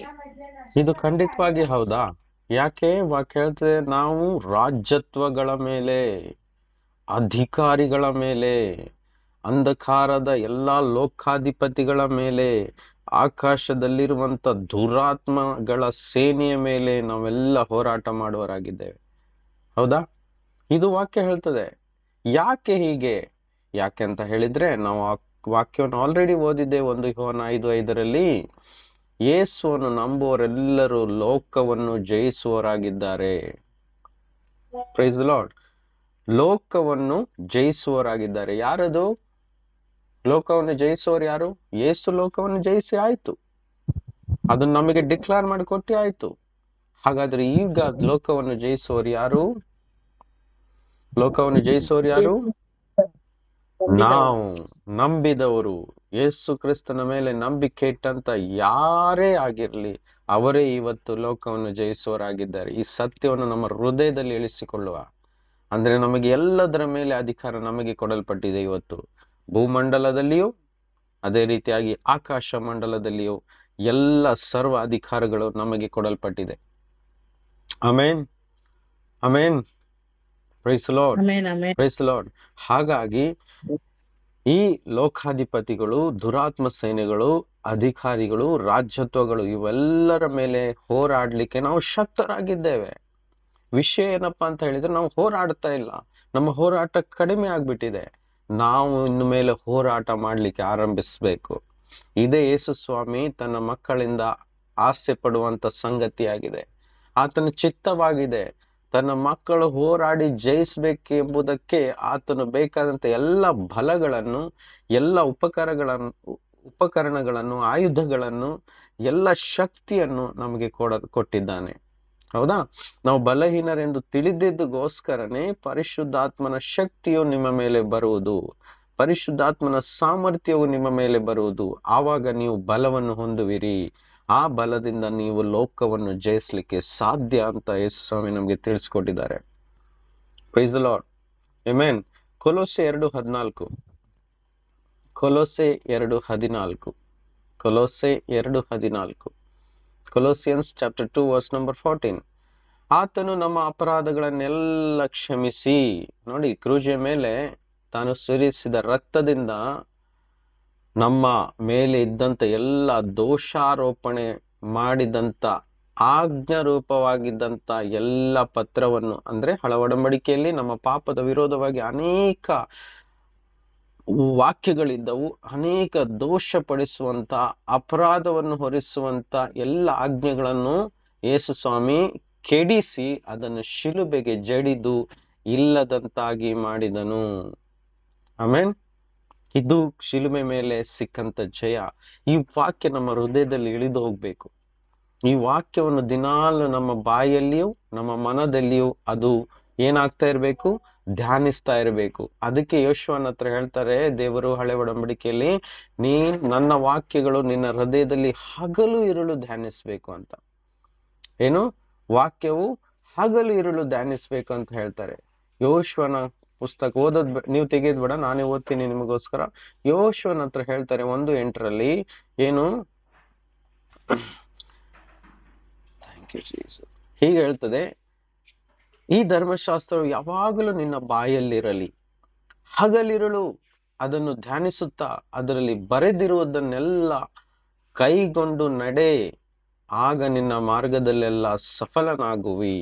ಇವತ್ತು ನಮಗೆ ಧರ್ಮಶಾಸ್ತ್ರ ಖಂಡಿತವಾಗಿ ಇಲ್ಲ, ಆದರೆ ಯೇಸು ಕ್ರಿಸ್ತನ ಮುಖಾಂತರ ಸಿಕ್ಕಿದಂತ ಹೊಸ ಶಾಸ್ತ್ರ, ಹೊಸ ನಿಯಮದ ಮುಖಾಂತರ ಸಿಕ್ಕಿದಂತ ಎಲ್ಲ ವಾಕ್ಯಗಳನ್ನು ನಾವು ಬಾಯಲ್ಲಿ ಹಗಲಿರಳು ಅದನ್ನು ಧ್ಯಾನಿಸುತ್ತಾ ಇರುವುದಾದರೆ, ಅದರಲ್ಲಿ ಬರೆದಿರುವುದನ್ನೆಲ್ಲ ಕೈಗೊಂಡು ನಡೆಯುವುದಾದರೆ, ಆಗ ನಮ್ಮ ಮಾರ್ಗದಲ್ಲಿ ನಾವು ಸಫಲರಾಗಿ ಕೃತಾರ್ಥರಾಗಿ ಜಯವನ್ನು ಸಾಧಿಸುತ್ತಾ ಜೀವಮಾನದಲ್ಲೆಲ್ಲ ಜಯವನ್ನು ಹೊಂದಿಕೊಂಡು ಅನೇಕರಿಗೆ ಜಯದ ಜೀವಿತದ ಹತ್ರ ನಡೆಸಲಿಕ್ಕೆ ನಮ್ಮಿಂದ ಸಾಧ್ಯವಾಗುತ್ತೆ. ಆಮೇನ್, ಆಮೇನ್. ಕೊಲೋಸಿಯನ್ಸ್ 2:15 2:15 ಹೀಗೆ ಹೇಳ್ತದೆ. ಕೊಲೋಸಿಯನ್ಸ್ 2:15 14 ನಾವು ಓದಿದ್ದೀವಿ. 15 ಹೀಗೆ ಹೇಳ್ತದೆ, ಓದಿ. 15 ಹೀಗೆ ಹೇಳ್ತದೆ, ಆತನು ದೊರೆತನಗಳನ್ನು ಅಧಿಕಾರಗಳನ್ನು ನಿರಾಯುಧರನ್ನಾಗಿ ಮಾಡಿ ಜಯೋತ್ಸವ ಮಾಡುತ್ತಾನೋ ಎಂಬಂತೆ ಶಿಲುಬೆಯ ಮೇಲೆ ಅವುಗಳನ್ನು ಜಯಿಸಲ್ಪಟ್ಟವುಗಳನ್ನಾಗಿ ಮೆರೆಸುತ್ತಾ ತೋರಿಸಿದನು ಎಂಬುವಂಥದ್ದು ದೇವ್ರನ್ನ. ಓಕೆ ನೋಡಿ, ಆತನು ದೊರೆತನಗಳನ್ನು ಅಧಿಕಾರಗಳನ್ನು ನಿರಾಯುಧರನ್ನಾಗಿ ಮಾಡಿ. ಈ ನಿರಾಯುಧರನ್ನಾಗಿ ಅಂದ್ರೆ ಅರ್ಥ ಏನು ಗೊತ್ತುಂಟಾ? ಡಿಸ್ಆರ್ಮ್ಡ್ ಅಂತ ಹೇಳಿದ್ರೆ ನಮ್ಮ ಶತ್ರುಗಳ ಅಂದ್ರೆ ಅಂಧಕಾರದ ಶತ್ರುಗಳ ಕೈಯಲ್ಲಿ ಆಯುಧಗಳ ಇಲ್ಲದಂತೆ ಮಾಡಿದನು. ನಾವು ಭಯ ಪಡ್ತೀವಲ್ಲ ಕೆಲವೊಮ್ಮೆ, ನಮ್ಮ ಶತ್ರು ನಮಗೆ ಹೊಡೆದಾಗ್ತಾನೆ ಅಂತ, ಈ ರೋಗ ತಂದು ನಮ್ಮನ್ನು ಬೀಳಿಸ್ತಾನೆ, ಈ ಪ್ರಶ್ನೆಗಳನ್ನು ಈ ತೊಂದರೆಗಳನ್ನು ತಂದು ನಮ್ಮನ್ನು ಸೋಲಿಸ್ತಾನೆ ಅನ್ನೋ ಭಯ ಇರುವುದಾದ್ರೆ, ಈ ಸತ್ಯವನ್ನು ನಾವು ಇವತ್ತು ತಿಳಿದುಕೊಳ್ಳುವ. ನಮ್ಮ ಶತ್ರುವಿನ ಕೈಯಲ್ಲಿ ಯಾವುದೇ ಆಯುಧಗಳಿಲ್ಲ. ಯೇಸು ಕ್ರಿಸ್ತನು ಕ್ರೂಜೆಯ ಮೇಲೆ ಆತನಲ್ಲಿ ಇರುವಂತ ಸರ್ವ ಆಯುಧಗಳನ್ನು ಏನು ಮಾಡಿದ್ದಾನೆ? ನಾಶ ಮಾಡಿ ಆತನನ್ನು ನಿರಾಯುಧರನ್ನಾಗಿ ಮಾಡಿದ್ದಾನೆ. ಹಾಗೆ ಮಾಡಿ ಜಯೋತ್ಸವ ಮಾಡಿ ಶಿಲುಬೆ ಮೇಲೆ ಅವುಗಳನ್ನೆಲ್ಲವನ್ನು ಜಯಿಸಿ ಏನ್ ಮಾಡಿದ್ದಾನಂತ ಹೇಳಿದ್ರೆ, ಎಲ್ಲರ ಮುಂದೆ, ಇಡೀ ಜಗತ್ತಿನ ಮುಂದೆ, ಪಬ್ಲಿಕ್ ಮುಂದೆ ಆತನನ್ನು ನಾಚಿಗೆ ಪಡಿಸಿದ್ದಾನೆ. ಇಂಗ್ಲಿಷ್ ಬೈಬಲ್ ಹೇಳ್ತದೆ, ಹಿ ಶೇಮ್ಡ್ ದೆಮ್ ಪಬ್ಲಿಕ್ಲಿ. ಕನ್ನಡ ಟ್ರಾನ್ಸ್ಲೇಷನ್ ಅಲ್ಲಿ ಎಷ್ಟು ಕ್ಲಿಯರ್ ಆಗಿ ಬರ್ದಿಲ್ಲ. ಆತನು ಏನ್ ಮಾಡಿದ್ದಾನೆ? ಜನರ ಮುಂದೆ ದುಷ್ಟನನ್ನು, ನಮ್ಮ ಶತ್ರುವನ್ನು ನಾಚಿಕೆ ಪಡಿಸಿದ್ದಾನೆ. ಈ ಸತ್ಯ ನಾವು ತಿಳಿದುಕೊಳ್ಳಿಲ್ಲ, ಅದಕ್ಕೋಸ್ಕರ ನಮ್ಮ ಜೀವಿತದಲ್ಲಿ ತಾಂಡವಾಡ್ತಾನೆ ಆತನು. ಸತ್ಯ ಇದಾಗಿದೆ, ಆತನು ಸೋಲಿಸಲ್ಪಟ್ಟಿದ್ದಾನೆ, ಸೋತಂತವನಾಗಿದ್ದಾನೆ ನಮ್ಮ ಶತ್ರು. ಆತನ ಕೈಯಲ್ಲಿ ಏನಿಲ್ಲ? ಆಯುಧಗಳಿಲ್ಲ. ಮೂರನೇದು, ಆತನು ನಾಚಿಗೆ ಪಡಿಸಲ್ಪಟ್ಟಿದ್ದಾನೆ. ಏನು? ಆತನು ನಾಚಿಕೆಗೆ ಒಳಗಾಗಿದ್ದಾನೆ. ಇದು ವಾಕ್ಯ ಹೇಳ್ತದೆ. ಹಿ ಶೇಮ್ಡ್ ದೆಮ್ ಪಬ್ಲಿಕ್ಲಿ. ಯಾರು? ಯೇಸು ಕ್ರಿಸ್ತನು ಶಿಲುಬೆ ಮೇಲೆ ತಾನು ಮರಣ ಹೊಂದ್ತಾ ಇರ್ಬೇಕಾರೆ ಎಲ್ಲರೂ ತಿಳ್ಕೊಂಡ್ರು, ದುಷ್ಟನು ತಿಳ್ಕೊಂಡು ಏನಂತ? ದೇವಕುಮಾರನ ಕತೆ ಮುಗೀತು ಅಂತ. ಆಕ್ಚುಲಿ ಆತ್ಮ ಮಂಡಲದಲ್ಲಿ ಆತನೇ ಏನಾಗ್ಬಿಟ್ಟ? ದುಷ್ಟನೇ ಶೇಮ್ ಅಂದ್ರೆ ನಾಚಿಗೆಗೊಳಗಾದನು. ಯೇಸು ಕ್ರಿಸ್ತನ ಬಟ್ಟೆಯನ್ನು ಹರಿದು ಆತನನ್ನು ಶಿಲುಬೆ ಮೇಲೆ ಮೊಳೆಗರಿಂದ ಹೊಡೆದು ಆತನನ್ನು ನಗ್ನ ಮಾಡಿಸಿ ಬಲಿ ಅರ್ಪಿಸಿದಾಗ ಆಕ್ಚುಲಿ ನಿಜವಾಗಿಯೂ ಇನ್ನೊಂದು ಭಾಗದಲ್ಲಿ ಮರೆಯಾಗಿರುವಂತಹ ಮಂಡಲದಲ್ಲಿ ಸೈತಾನನೇ ನಿಜವಾಗಿ ನಾಚಿಗೆಯನ್ನು ಹೊಂದಿಕೊಳ್ಳುತ್ತಾ ನಗ್ನನಾದನು. ಇದೇ ಸತ್ಯ. ಆತನಿಗೆ ಶಕ್ತಿ ಇಲ್ಲ ಪ್ರಿಯರೇ. ನಾವು ಸತ್ಯವನ್ನು ತಿಳಿದುಕೊಳ್ಳೋಣ. ಅದಕ್ಕೋಸ್ಕರ ನಾವು ಎದ್ದೇಳ್ಬೇಕು. ವೈರಿಯ ಸಮಸ್ತ ಬಲವನ್ನು ಮುರಿಲಿಕ್ಕೆ ನಮಗೆ ಎಲ್ಲ ಅಧಿಕಾರವನ್ನು ಕೊಟ್ಟಿದ್ದಾನೆ. ಲೂಕ 10:19 ಹೇಳ್ತದೆ, ಸರ್ಪಗಳನ್ನು, ಚೇಳುಗಳನ್ನು, ವೈರಿಯ ಸಮಸ್ತ ಬಲವನ್ನು ಮುರಿಲಿಕ್ಕೆ ನಿಮಗೆ ಸಕಲ ಶಕ್ತಿಯನ್ನು ಕೊಟ್ಟಿದ್ದೇನೆ. ಅದ್ಯಾವುದು ನಿಮಗೆ ಹಿಂದೆ ಹೊಡೆಯುವುದಿಲ್ಲ, ಅದ್ಯಾವುದು ನಿಮಗೆ ಹಾನಿ ಮಾಡುವುದೇ ಇಲ್ಲ ಅಂತ ನಮಗೆ ಪೂರ್ಣ ಅಶ್ಯೂರೆನ್ಸ್, ಪೂರ್ಣ ಶ್ಯೂರಿಟಿ ಕೊಟ್ಟಿದ್ದಾರೆ. ಅರ್ಥ ಆಗ್ತಾ ಇದೆಯಾ? ಪ್ರೂಫ್ ಮಾಡಿ ಕೊಟ್ಟಿದ್ದಾರೆ. ಅದಕ್ಕೋಸ್ಕರ ನಾವು ಹೊಡಿಬೇಕು ಆತನನ್ನ. ನಮ್ಮ ಬದುಕಲ್ಲಿ, ನಮ್ಮ ಬಾಳಲ್ಲಿ, ನಮ್ಮ ಕುಟುಂಬದಲ್ಲಿ, ನಮ್ಮ ಕೆಲಸದಲ್ಲಿ, ನಮ್ಮ ಜೀವಿತದಲ್ಲಿ, ನಮ್ಮ ಉದ್ದೇಶದಲ್ಲಿ ಬರುವಂತ ದುಷ್ಟನ ಎಲ್ಲ ಕೃತ್ಯಗಳನ್ನು, ನಮ್ಮ ಆರೋಗ್ಯದ ವಿರುದ್ಧವಾಗಿ ಬರುವಂತ ಎಲ್ಲ ಕೃತ್ಯಗಳನ್ನು ಯೇಸು ಕ್ರಿಸ್ತನ ನಾಮವನ್ನು ಹೇಳಿ ಈ ವಾಕ್ಯಗಳನ್ನು ಎತ್ತಿ ಹಿಡಿದು ಏನ್ ಮಾಡ್ಬೇಕು? ಏ ಶತ್ರು, ನನಗೆ ಗೊತ್ತುಂಟು ನಿನ್ನ ಅವಸ್ಥೆ ಏನು ಅಂತ. ನೀನು ನಾಚಿಕೆಗೊಳಗಾಗಿದ್ಯಾ, ನೀನು ಪಬ್ಲಿಕ್ ಆಗಿ ನಿನ್ನನ್ನು ನಾಚಿಕೆ ಪಡಿಸಿದ್ದಾರೆ ನನ್ನ ಯೇಸು, ನೀನು ಸೋತವನಾಗಿದ್ಯಾ, ನಿನ್ನಲ್ಲಿ ಬಲವಿಲ್ಲ, ನಿನ್ನಲ್ಲಿ ಆಯುಧಗಳೇ ಇಲ್ಲ, ಆದ್ರೆ ಆಯುಧಗಳು ನನಗೆ ಕೊಡಲ್ಪಟ್ಟಿದೆ. ಅದೇನು? ವಾಕ್ಯವೆಂಬ ಈ ಬಾಯಿ ಕತ್ತಿ. ಅದನ್ನು ಸುಮ್ಮನೆ ಇಟ್ಕೊಳ್ಳಿಕ್ಕೆ ಕೊಟ್ಟಿದ್ದಲ್ಲ, ಕತ್ತಿ ಯಾವಾಗ್ಲೂ ಬೀಸ್ಲಿಕ್ಕೂ ಕತ್ತರಿಸ್ಲಿಕ್ಕೂ ಆಗಿದೆ. ಕತ್ತಿ ಆತಕ್ಕೆ ನಾವು ಉಪಯೋಗಿಸ್ತೀವಿ, ಮನೆಯಲ್ಲಿ ಶೋಕೇಸಲ್ಲಿ ಯಾವಾಗ್ಲೂ ಇಡುವುದಿಲ್ಲ ಕತ್ತಿಯನ್ನು ದಿನಾಲು ನಾವು ಏನ್ ಮಾಡ್ತೀವಿ? ಕಟ್ ಮಾಡ್ಲಿಕ್ಕೆ. ಅದು ಯಾವುದೇ ರೀತಿಯ ವಸ್ತುಗಳಲ್ಲ ಆಗಲಿ, ಅದು ಪಲ್ಯಗಳಾಗ್ಲಿ, ವೆಜಿಟೇಬಲ್ಸ್ ಆಗ್ಲಿ, ಫ್ರೂಟ್ ಆಗ್ಲಿ, ಮಾಂಸವಾಗ್ಲಿ, ಮೀನಾಗ್ಲಿ, ಮರವಾಗ್ಲಿ, ಯಾವುದೇ ವಸ್ತುಗಳಾಗ್ಲಿ ಕಟ್ ಮಾಡ್ಲಿಕ್ಕೆ ಇರುವಂತ ವಸ್ತು ಕತ್ತಿ ಆಗಿದೆ. ಹಾಗಾದ್ರೆ ನಮ್ಮಲ್ಲಿ ಬಾಯಿ ಕತ್ತಿ ಇದೆ. ಯಾವ ಕಡೆ ಬೀಸಿದ್ರು ಅದು ಕತ್ತರಿಸಲ್ಪಡ್ತದೆ. ಆ ಕತ್ತಿ ಯಾವುದೆಂದರೆ ದೇವರ ವಾಕ್ಯ ಎಂಬ ಕತ್ತಿ ನಮ್ಮಲ್ಲಿದೆ ಇವತ್ತು. ಅದನ್ನು ಬೀಸ್ಬೇಕು, ಸುಮ್ಮನೆ ಇಡಬಾರ್ದು. ಆವಾಗ ದುಷ್ಟನು ಸೋಲಿಸಲ್ಪಡ್ತಾನೆ, ಜಯ ನಮಗಾಗ್ತದೆ. ಇದು ನಂಬಿಕೆಯಿಂದ ಮಾಡುವಂತ ಕೆಲಸವಾಗಿದೆ. ಇದು ಲೋಕದ ಜನರಿಗೆ ತಿಳಿಯದು. ಈ ರೀತಿಯ ಮಾತುಗಳು ಲೋಕದ ಜನರಿಗೆ ತಿಳಿಯದು. ಅವರ ಮನಸ್ಸು ಮಂಕಾಗಿದೆ. ಅವರಿಗೆ ಆತ್ಮೀಯ ಲೋಕದ ಸತ್ಯಗಳು ತಿಳಿದಿಲ್ಲ. ಯಾರು ಯೇಸುವಿನ ವಾಕ್ಯವನ್ನು ಓದಿ ಸತ್ಯವನ್ನು ತಿಳಿದುಕೊಳ್ತಾರೋ ಆ ಸತ್ಯದ ವಾಕ್ಯಗಳು ಕೇಳಿದಂತ ವ್ಯಕ್ತಿಗೆ ಜಯವನ್ನು, ಬಿಡುಗಡೆಯನ್ನು, ರೋಗ ಸೌಖ್ಯವನ್ನು, ಮನಸ್ಸಿಗೆ ಸಮಾಧಾನವನ್ನು, ಅವನ ಜೀವಿತದಲ್ಲಿರುವಂತ ಎಲ್ಲಾ ಪ್ರಕಾರದ ಬಂಧನದಿಂದ ಬಿಡಿಸಿ ಆತನನ್ನು ಮುಕ್ತಗೊಳಿಸಿ ಆತನಿಗೆ ಜಯವುಳ್ಳ ಒಂದು ಕ್ರಿಸ್ತಿಯ ಜೀವಿತವನ್ನು ಕೊಡಲಿಕ್ಕೆ ಶಕ್ತಿ ಉಳ್ಳ ದೇವರ ವಾಕ್ಯವಾಗಿದೆ ನಮ್ಮ ಯೇಸುವಿನ ವಾಕ್ಯ. Amen, amen. ಎಲ್ಲರೂ ಇದ್ದೀರಾ? ಹಾಗಾದ್ರೆ ಸತ್ಯವನ್ನು ನಾವು ತಿಳಿಬೇಕು. ನಮ್ಮ ಶತ್ರುವಿನ ಕೈಯಲ್ಲಿ ಆಯುಧಗಳಿಲ್ಲ, ನಿರಾಯುಧನಾಗಿದ್ದಾನೆ ಆತನು ಶೇಮ್ ಆಗಿದ್ದಾನೆ. Is got shame. ನಾವ್ ಹೇಳ್ತೀವಲ್ಲ ಶೇಮ್ ಅಂತ. ಯೇಸ್ವಾಮಿ ಏನ್ ಮಾಡಿದ್ದಾರೆ ಕ್ರೂಜೆ ಮೇಲೆ? ಇಡೀ ಲೋಕದ ಮುಂದೆ, ಅಂಧಕಾರದ ಎಲ್ಲ ಮಂಡಳದ ಮುಂದೆ ಸೈತಾನನನ್ನು ಶೇಮ್ ಮಾಡಿದ್ದಾನೆ. ಆದಿಕಾಂಡ 3:15 ಹೇಳ್ತದೆ, ಸರ್ಪನ ತಲೆಯನ್ನು ಜಜ್ಜಿದ್ದಾನೆ. ಏನು? ಸರ್ಪನ ತಲೆಯನ್ನು ಅಂದ್ರೆ ಸೈತಾನನ ತಲೆಯನ್ನು ಸಂಪೂರ್ಣವಾಗಿ ಯೇಸು ಸ್ವಾಮಿ ಏನ್ ಮಾಡಿದ್ರೆ ಜಡ್ಜ್ ಬಿಟ್ಟಿದ್ದಾರೆ. ಆತನಿಗೆ ಬುದ್ಧಿ ಇಲ್ಲ. ಸೈತಾನ ಮಾಡೋ ಕೆಲಸವೆಲ್ಲ ಬುದ್ಧಿಹೀನ ಕೆಲಸ ಅಲ್ವಾ? ನಾವು ಕೆಲವರಿಗೆ ಬೈತೀವಲ್ವಾ? ಕೆಲವರಿಗೆ ಬೈಯುವುದನ್ನು ನೋಡ್ಬೋದು. ನೀನ್ ಬುದ್ಧಿಹೀನ ಕೆಲಸ ಮಾಡಿದಾನೆ. ಯಾರ್ಯಾರ ಮುಖಾಂತರ ಬುದ್ಧಿಹೀನವಾದ ಕೆಲಸ ಆಗ್ತಾ ಇದೆಯೋ ಅಲ್ಲಿ ದುಷ್ಟನ ಕೆಲಸ ಇದೆ ಅಂತ ಅರ್ಥ. ಯಾಕಂದ್ರೆ ದುಷ್ಟನಿಗೆ ಒಳ್ಳೆ ಕೆಲಸ ಮಾಡ್ಲಿಕ್ಕೆ ಬರೋದೇ ಇಲ್ಲ. ಆತನಿಗೆ ಗೊತ್ತಿಲ್ಲ ಒಳ್ಳೇದೆಂಬುದು. ಅರ್ಥ ಆಗ್ತಿದ್ಯಾ? ಅವನ್ ಮಾಡೋದೆಲ್ಲ ಬುದ್ಧಿಹೀನ ಕೆಲಸ. ಯಾಕಂದ್ರೆ ಅವನ್ ತಲೆ ಒಡೆಯಲ್ಪಟ್ಟಿದೆ, ಜಜ್ಜಲ್ಪಟ್ಟಿದೆ. ಆತ್ಮಿಕ ಮಕ್ಕಳಾದ ನಾವು, ನಮ್ಮ ಕಣ್ಣುಗಳು ತೆರೆಯಲ್ಪಟ್ಟಿದೆ, ನಮ್ಮ ಕಣ್ಣಲ್ಲಿ ಬೆಳಕಿದೆ. ನಾವು ಅಂಧಕಾರದಲ್ಲಿ ನಡೆಯುವವರಲ್ಲ, ನಾವು ಮಂಕಾದವರಲ್ಲ. ಈ ವಾಕ್ಯಗಳೆಲ್ಲವೂ ನಮಗೆ ಕೊಡಲ್ಪಟ್ಟಿದೆ. ಸತ್ಯ ಏನು? ಸೈತಾನನಿಗೆ ಬುದ್ಧಿ ಇಲ್ಲ.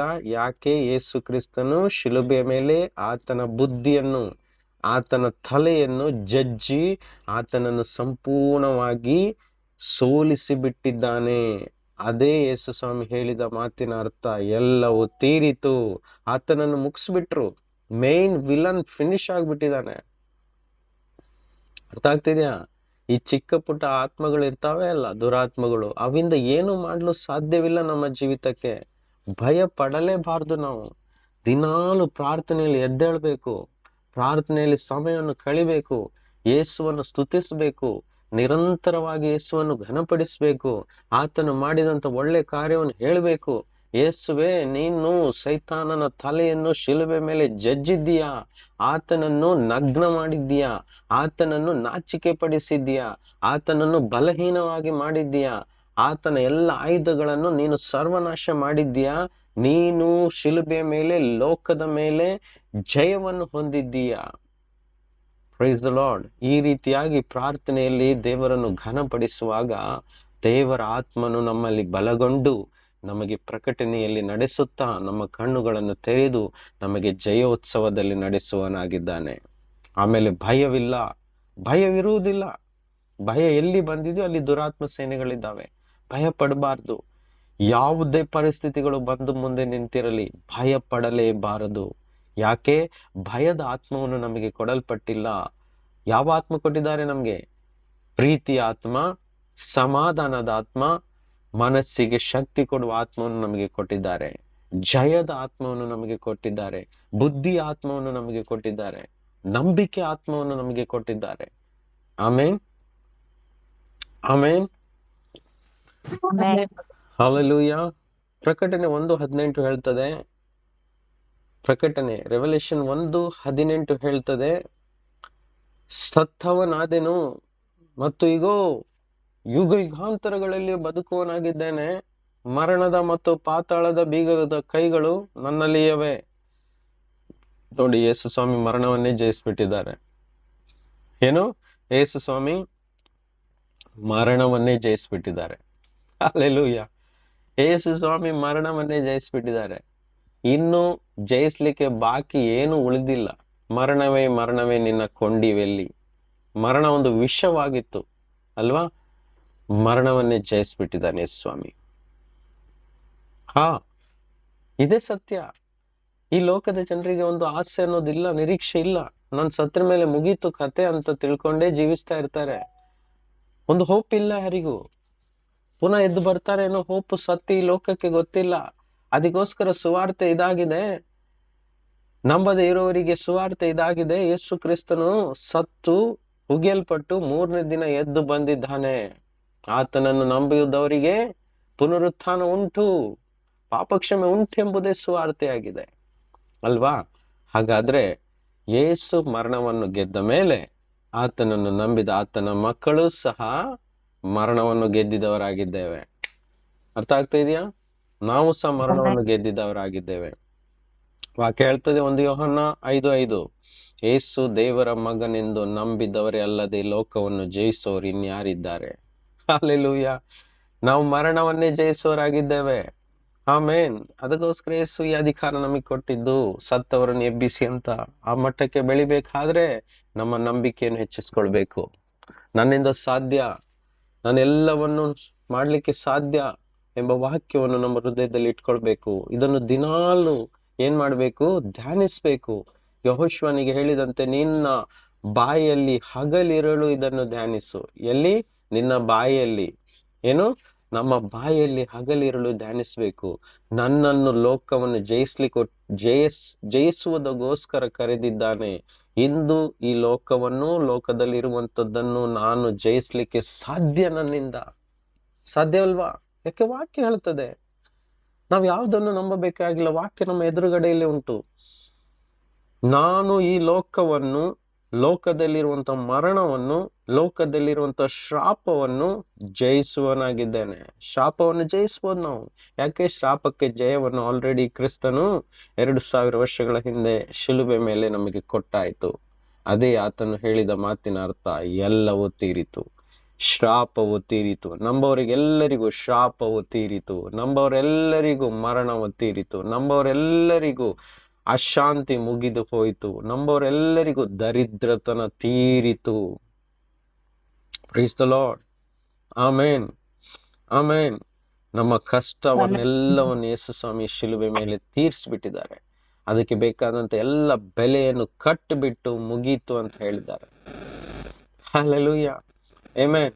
ನೋಡಿ, ನಾವು ಆನ್ಲೈನ್ ಅಲ್ಲಿ ಏನಾದ್ರು ಆರ್ಡರ್ ಮಾಡ್ತೀವಿ, ಅಮೆಝಾನ್ ಅಲ್ಲಿ ಏನಾದ್ರು ಆರ್ಡರ್ ಮಾಡ್ತೀವಿ, ಫಸ್ಟೇ ಪೇ ಮಾಡ್ಬಿಡ್ತೀವಿ. ಯಾಕೆಂದ್ರೆ ಕ್ಯಾಶ್ ಆನ್ ಡೆಲಿವರಿಗೆ ಅಷ್ಟು ಜನ ಇಷ್ಟಪಡಲ್ಲ. ಮೊದಲೇ ಪೇ ಮಾಡ್ಬಿಡ್ತೀವಿ, ಖಾಲಿ ಪಾರ್ಸೆಲ್ ಅಲ್ಲಿಂದ ಡೆಲಿವರ್ ಆಗ್ಬಿಡ್ತದೆ. ಮನೆಗೆ ಬರೋದಕ್ಕೋಸ್ಕರ ವೇಟ್ ಮಾಡ್ತಾ ಇರ್ತೀವಲ್ವಾ? ಅದೇ ರೀತಿಯಾಗಿ ಯೇಸು ಕ್ರಿಸ್ತನು ನಮ್ಮ ಎಲ್ಲ ಅವಶ್ಯಕತೆಗಳಿಗೋಸ್ಕರ ಬೇಕಾದಂತ ಬೆಲೆಯನ್ನು ಕಟ್ಬಿಟ್ಟಿದ್ದಾರೆ, ಪೇ ಮಾಡಿಬಿಟ್ಟಿದ್ದಾರೆ. ಅದನ್ನು ಪಡ್ಕೊಳ್ಬೇಕಾಗಿರೋದು ನಮ್ಮ ಕೆಲಸ. ಅದನ್ನ ನಾವು ಹೇಗೆ ಪಡ್ಕೊಳ್ಳೋದು? ವಾಕ್ಯ ಹೇಳ್ತದೆ 1 ಯೋಹನ್ನ 5:4, ಲೋಕವನ್ನು ಜಯಿಸುವಂತದ್ದು ಏನದು? ನಮ್ಮ ನಂಬಿಕೆ. Praise the Lord. ನಾವು ಅನೇಕ ತಿಂಗಳ ಹಿಂದಿಂದ 2 ತಿಂಗಳ ಹಿಂದಿಂದ ನಂಬಿಕೆ ಬಗ್ಗೆ ತುಂಬಾ ಪದೇ ಪದೇ ಪದೇ ಪದೇ ಕೇಳ್ತಾ ಬಂದಿದ್ದೀವಿ. ಇಲ್ಲಿಯೂ ಸಹ ಅದೇ ತೋರಿಸ್ತಾ ಇದೆ. ಲೋಕವನ್ನು ನಾವು ಜಯಿಸ್ಬೇಕಾದ್ರೆ ಯೇಸು ಕ್ರಿಸ್ತನಲ್ಲಿ ಇರುವಂತ ದೃಢವಾದ ನಂಬಿಕೆ ನಮಗೆ ಲೋಕವನ್ನು ಜಯಿಸ್ಲಿಕ್ಕೆ ಸಾಧ್ಯ. ಆಮೇನ್. ನಮ್ಮ ಈ ಕೈಯ ಶಕ್ತಿ ಬಲವಲ್ಲ, ನಮ್ಮ ಮಾಂಸದ ಬಲವಲ್ಲ, ನಮ್ಮ ಆಲೋಚನೆ ಬಲವಲ್ಲ. ಏನದು?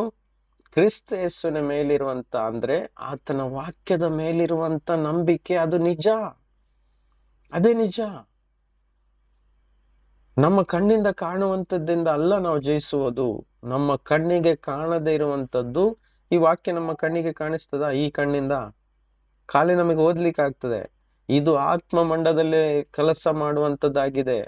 ನಂಬಿಕೆ ಎನ್ನುವುದು ಕಾಣದವುಗಳಾಗಿವೆ. ಹೌದಾ? ವಾಕ್ಯದ ಮೇಲೆ ನಂಬಿಕೆ ಇಡುವುದಂದ್ರೆ ನಮ್ಮ ಈ ಶರೀರದ ಕಣ್ಣಿನಿಂದ ಅದನ್ನು ನೋಡ್ಲಿಕ್ಕೆ ಸಾಧ್ಯ ಇಲ್ಲ.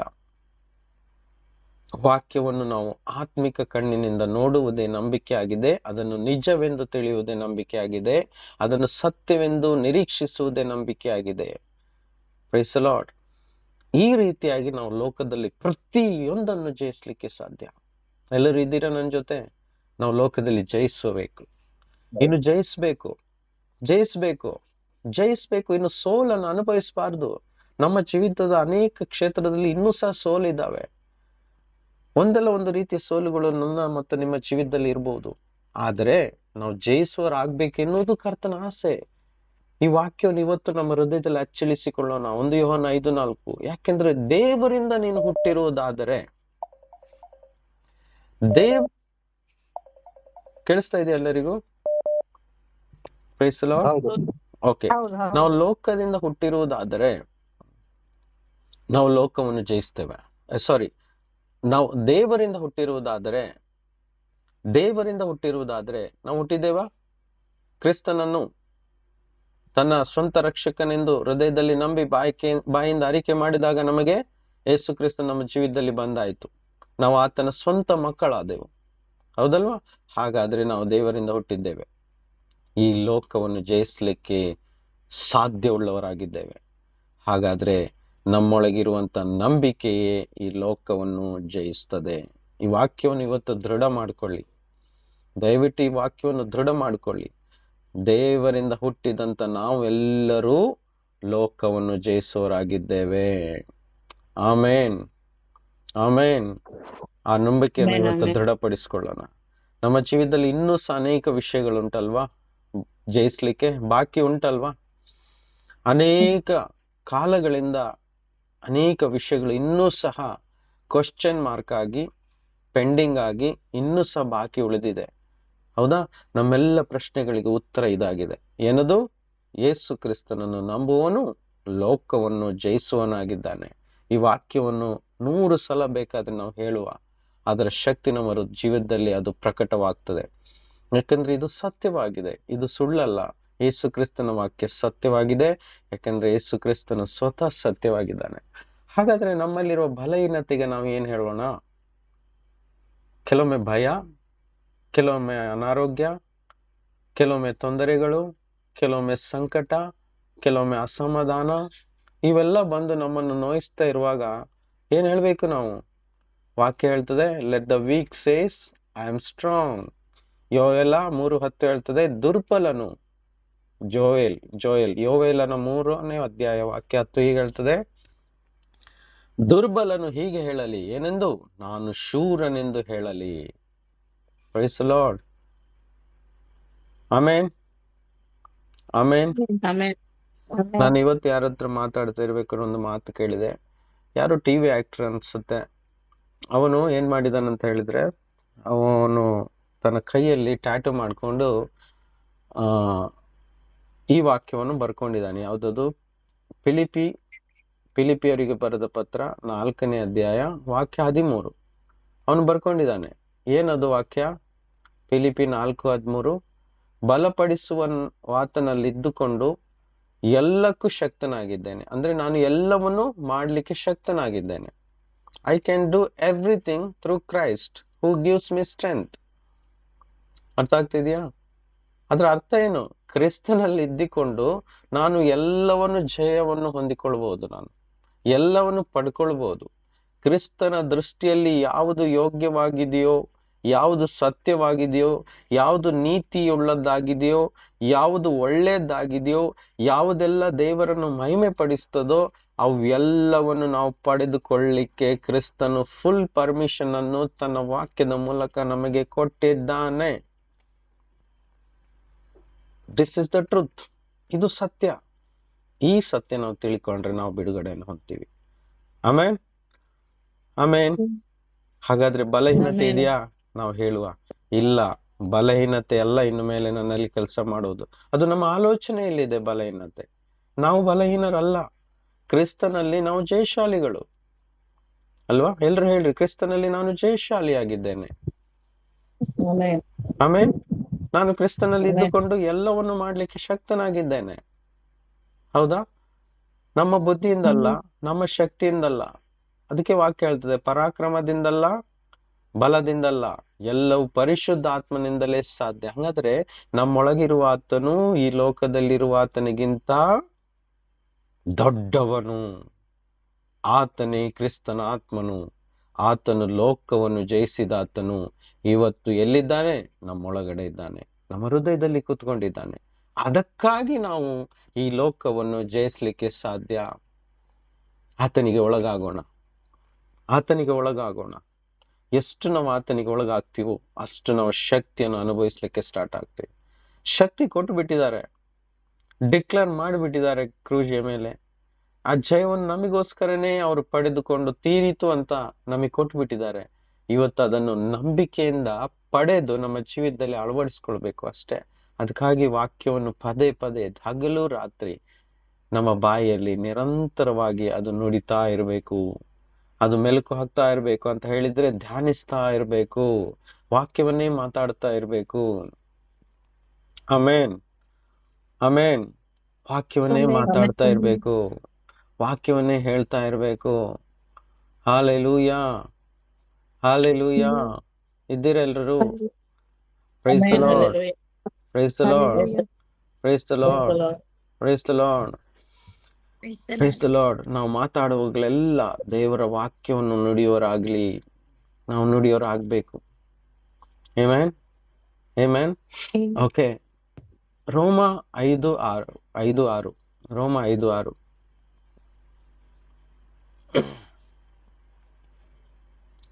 ರೋಮ 5:6 ಹೀಗೆ ಹೇಳ್ತದೆ, ನಾವು ಅಶಕ್ತರಾಗಿದ್ದಾಗಲೇ ಕ್ರಿಸ್ತನು ನೇಮಿತ ಕಾಲದಲ್ಲಿ ಭಕ್ತಿಹೀನರಿಗೋಸ್ಕರ ಪ್ರಾಣ ಕೊಟ್ಟನು. ದೇವರ ಶಕ್ತಿಯಲ್ಲಿ ಕೆಲಸ ಮಾಡ್ತದೆ ನೋಡಿ. ನಾವು ಅಶಕ್ತರಾಗಿದ್ದೆವು ಅಲ್ವಾ? ಇವತ್ತು ಸಹ ಅಶಕ್ತತೆಯ ಸ್ವಲ್ಪ ಭಾಗಗಳು ಇನ್ನೂ ಉಳಿದಿದೆ ನಮ್ಮಲ್ಲಿ. ಅದು ಸಂಪೂರ್ಣವಾಗಿ ಹೋಗ್ಬೇಕಂದ್ರೆ ಈ ವಾಕ್ಯಗಳು ನಮಗೆ ತಿಳಿಬೇಕು.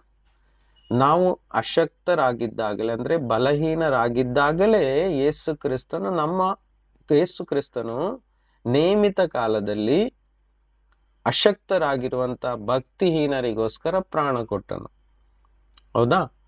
ಎಲ್ಲೆಲ್ಲ ನಮ್ಮ ನಂಬಿಕೆ ಕಡಿಮೆ ಆಗ್ತದೆ ಅಲ್ಲಿ ಭಕ್ತಿಹೀನತೆ ಉಂಟಾಗ್ತದೆ. ಹೌದಾ? ನಂಬಿಕೆ ಇದ್ರೇನೆ ಭಕ್ತಿ ಅಲ್ವಾ? ಹಾಗಾದ್ರೆ ಅದು ಕಡಿಮೆ ಆದ ಹಾಗೆ ಆ ಬಲಹೀನತೆ ನಮ್ಮಲ್ಲಿ ಕಾಣಿಸ್ಲಿಕ್ಕೆ ಆರಂಭವಾಗ್ತದೆ. ಆ ಬಲಹೀನತೆ ಹೋಗ್ಬೇಕಾದ್ರೆ ಈ ಕ್ರಿಸ್ತನು ನಮಗೋಸ್ಕರ ಪ್ರಾಣ ಕೊಟ್ಟು ಏನನ್ನು ಸಂಪಾದನೆ ಮಾಡಿ ಕೊಟ್ಟಿದ್ದಾನೆ ಎಂಬುದು ತಿಳಿತಾ ತಿಳಿತಾ ತಿಳಿತಾ ನಾವು ಆ ಜಯವನ್ನು ನಮ್ಮ ಜೀವಿತದಲ್ಲಿ ಅಳವಡಿಸಿಕೊಳ್ಳಿಕ್ಕೆ ಪ್ರಾರಂಭಿಸ್ತೀವಿ. ಆ ವಾಕ್ಯಗಳನ್ನು ನಮ್ಮ ಜೀವಿತದಲ್ಲಿ ಉಪಯೋಗಿಸ್ಲಿಕ್ಕೆ ಸ್ಟಾರ್ಟ್ ಮಾಡ್ತೀವಿ. ಆವಾಗ ನಾವು ಬಲಗೊಳ್ತೀವಿ. ಆಮೇನ್. ಆತನ ವಾಕ್ಯವು ನಮ್ಮ ಜೀವಿತದಲ್ಲಿ ಶ್ರೀಮಂತವಾಗಿ ತುಂಬಿಸಿಕೊಂಡಾಗ, ಜೋಪಾನವಾಗಿ ಇಟ್ಕೊಂಡಾಗ ಆ ವಾಕ್ಯವೇ ಬಲವುಳ್ಳದಾಗಿ ನಮ್ಮ ಜೀವಿತವನ್ನೇ ಬದಲಾಯಿಸ್ಲಿಕ್ಕೆ ಆರಂಭಿಸ್ತದೆ. ಅರ್ಥ ಆಗ್ತಾ ಇದೆಯಾ? ನಾವು ಬಲಹೀನ ಆಗಿರುವಾಗಲೇ ನಾವು ಬಲವನ್ನು ಪಡೆದುಕೊಳ್ತೀವಿ ಅಂತ ಪೌಲನು ಇನ್ನೊಂದು ವಾಕ್ಯದಲ್ಲಿ ಹೇಳ್ತಾನೆ. ಆ ವಾಕ್ಯ ಯಾವುದು ಅಂತ ಹೇಳಿದ್ರೆ 2 ಕೊರಿಂಥಿ 12:9. 2 ಕೊರಿಂಥಿ 12:9 ಹೀಗೆ ಹೇಳ್ತದೆ, ನನ್ನ ಕೃಪೆಯೇ ನಿನಗೆ ಸಾಕು, ನಿನ್ನ ಬಲಹೀನತೆಯಲ್ಲಿಯೇ ಬಲವು ಪೂರ್ಣ ಸಾಧಕವಾಗುತ್ತದೆ. ನೋಡಿ, ಕ್ರಿಸ್ತನ ಬಲ ನಮ್ಗೆ ಯಾವಾಗ ಸಿಗ್ತದೆ? ನಾನು ಯಾವಾಗ ಬಲಹೀನನೆಂದು ನನಗೆ ಅನುಭವ ಆಗ್ತದೋ ಆವಾಗಲೇ ಕ್ರಿಸ್ತನ ಬಲ ನಮಗೆ ಸಿಗ್ತದೆ ಅಂತೆ. ಹಾಗಾದ್ರೆ ದಯವಿಟ್ಟು ಎಲ್ಲರೂ ಅರ್ಥ ಮಾಡ್ಕೊಳ್ಳಿ, ಇವತ್ತು ಸಹ ನಮ್ಮ ಜೀವಿತದಲ್ಲಿ ಯಾವುದಾದ್ರೂ ಒಂದು ಏರಿಯಾದಲ್ಲಿ ಬಲಹೀನತೆ ಇರುವುದಾದ್ರೆ ಇವತ್ತು ವಾಕ್ಯ ನಮಗೆ ಹೇಳುತ್ತದೆ ಏನು? ಕ್ರಿಸ್ತನ ಬಲವು ನಿಮ್ಮ ಬಲಹೀನತೆಯಲ್ಲಿ ಪೂರ್ಣವಾಗಿ ಸಾಧಕವಾಗಿ ಕೆಲಸ ಮಾಡ್ತದೆ, ಪೂರ್ಣವಾಗಿ ಸಾಧಿಸ್ತದೆ, ನಿಮಗೆ ಬಲಪಡಿಸ್ತದೆ. ಕ್ರಿಸ್ತನ ಬಲವು ನಮ್ಮಲ್ಲಿ ನೆಲೆಸಿಕೊಂಡಿರಬೇಕೆಂದು ಇವತ್ತು ಕ್ರಿಸ್ತನು ಆಸೆ ಪಡುವವರಾಗಿದ್ದಾರೆ. ಆಮೇನ್. ಅದೇ ಕ್ರಿಸ್ತನ ಆಸೆ. ಇವತ್ತು ನಮ್ಮ ಬಲಹೀನತೆ ಹೊರಟು ಹೋಗ್ಬೇಕು. ಯಾಕೆಂದ್ರೆ ನಮಗೆ ಯುದ್ಧಕ್ಕೋಸ್ಕರ ಕರೆದಿದ್ದು ಯೇಸು ಸ್ವಾಮಿ. ಆತನ ಸೇವೆ ಮಾಡುವುದಂದ್ರೆ ಏನು? ಲೋಕವನ್ನು ಜಯಿಸುವುದಾಗಿದೆ. ಅರ್ಥ ಮಾಡ್ಕೊಳ್ಳಿ.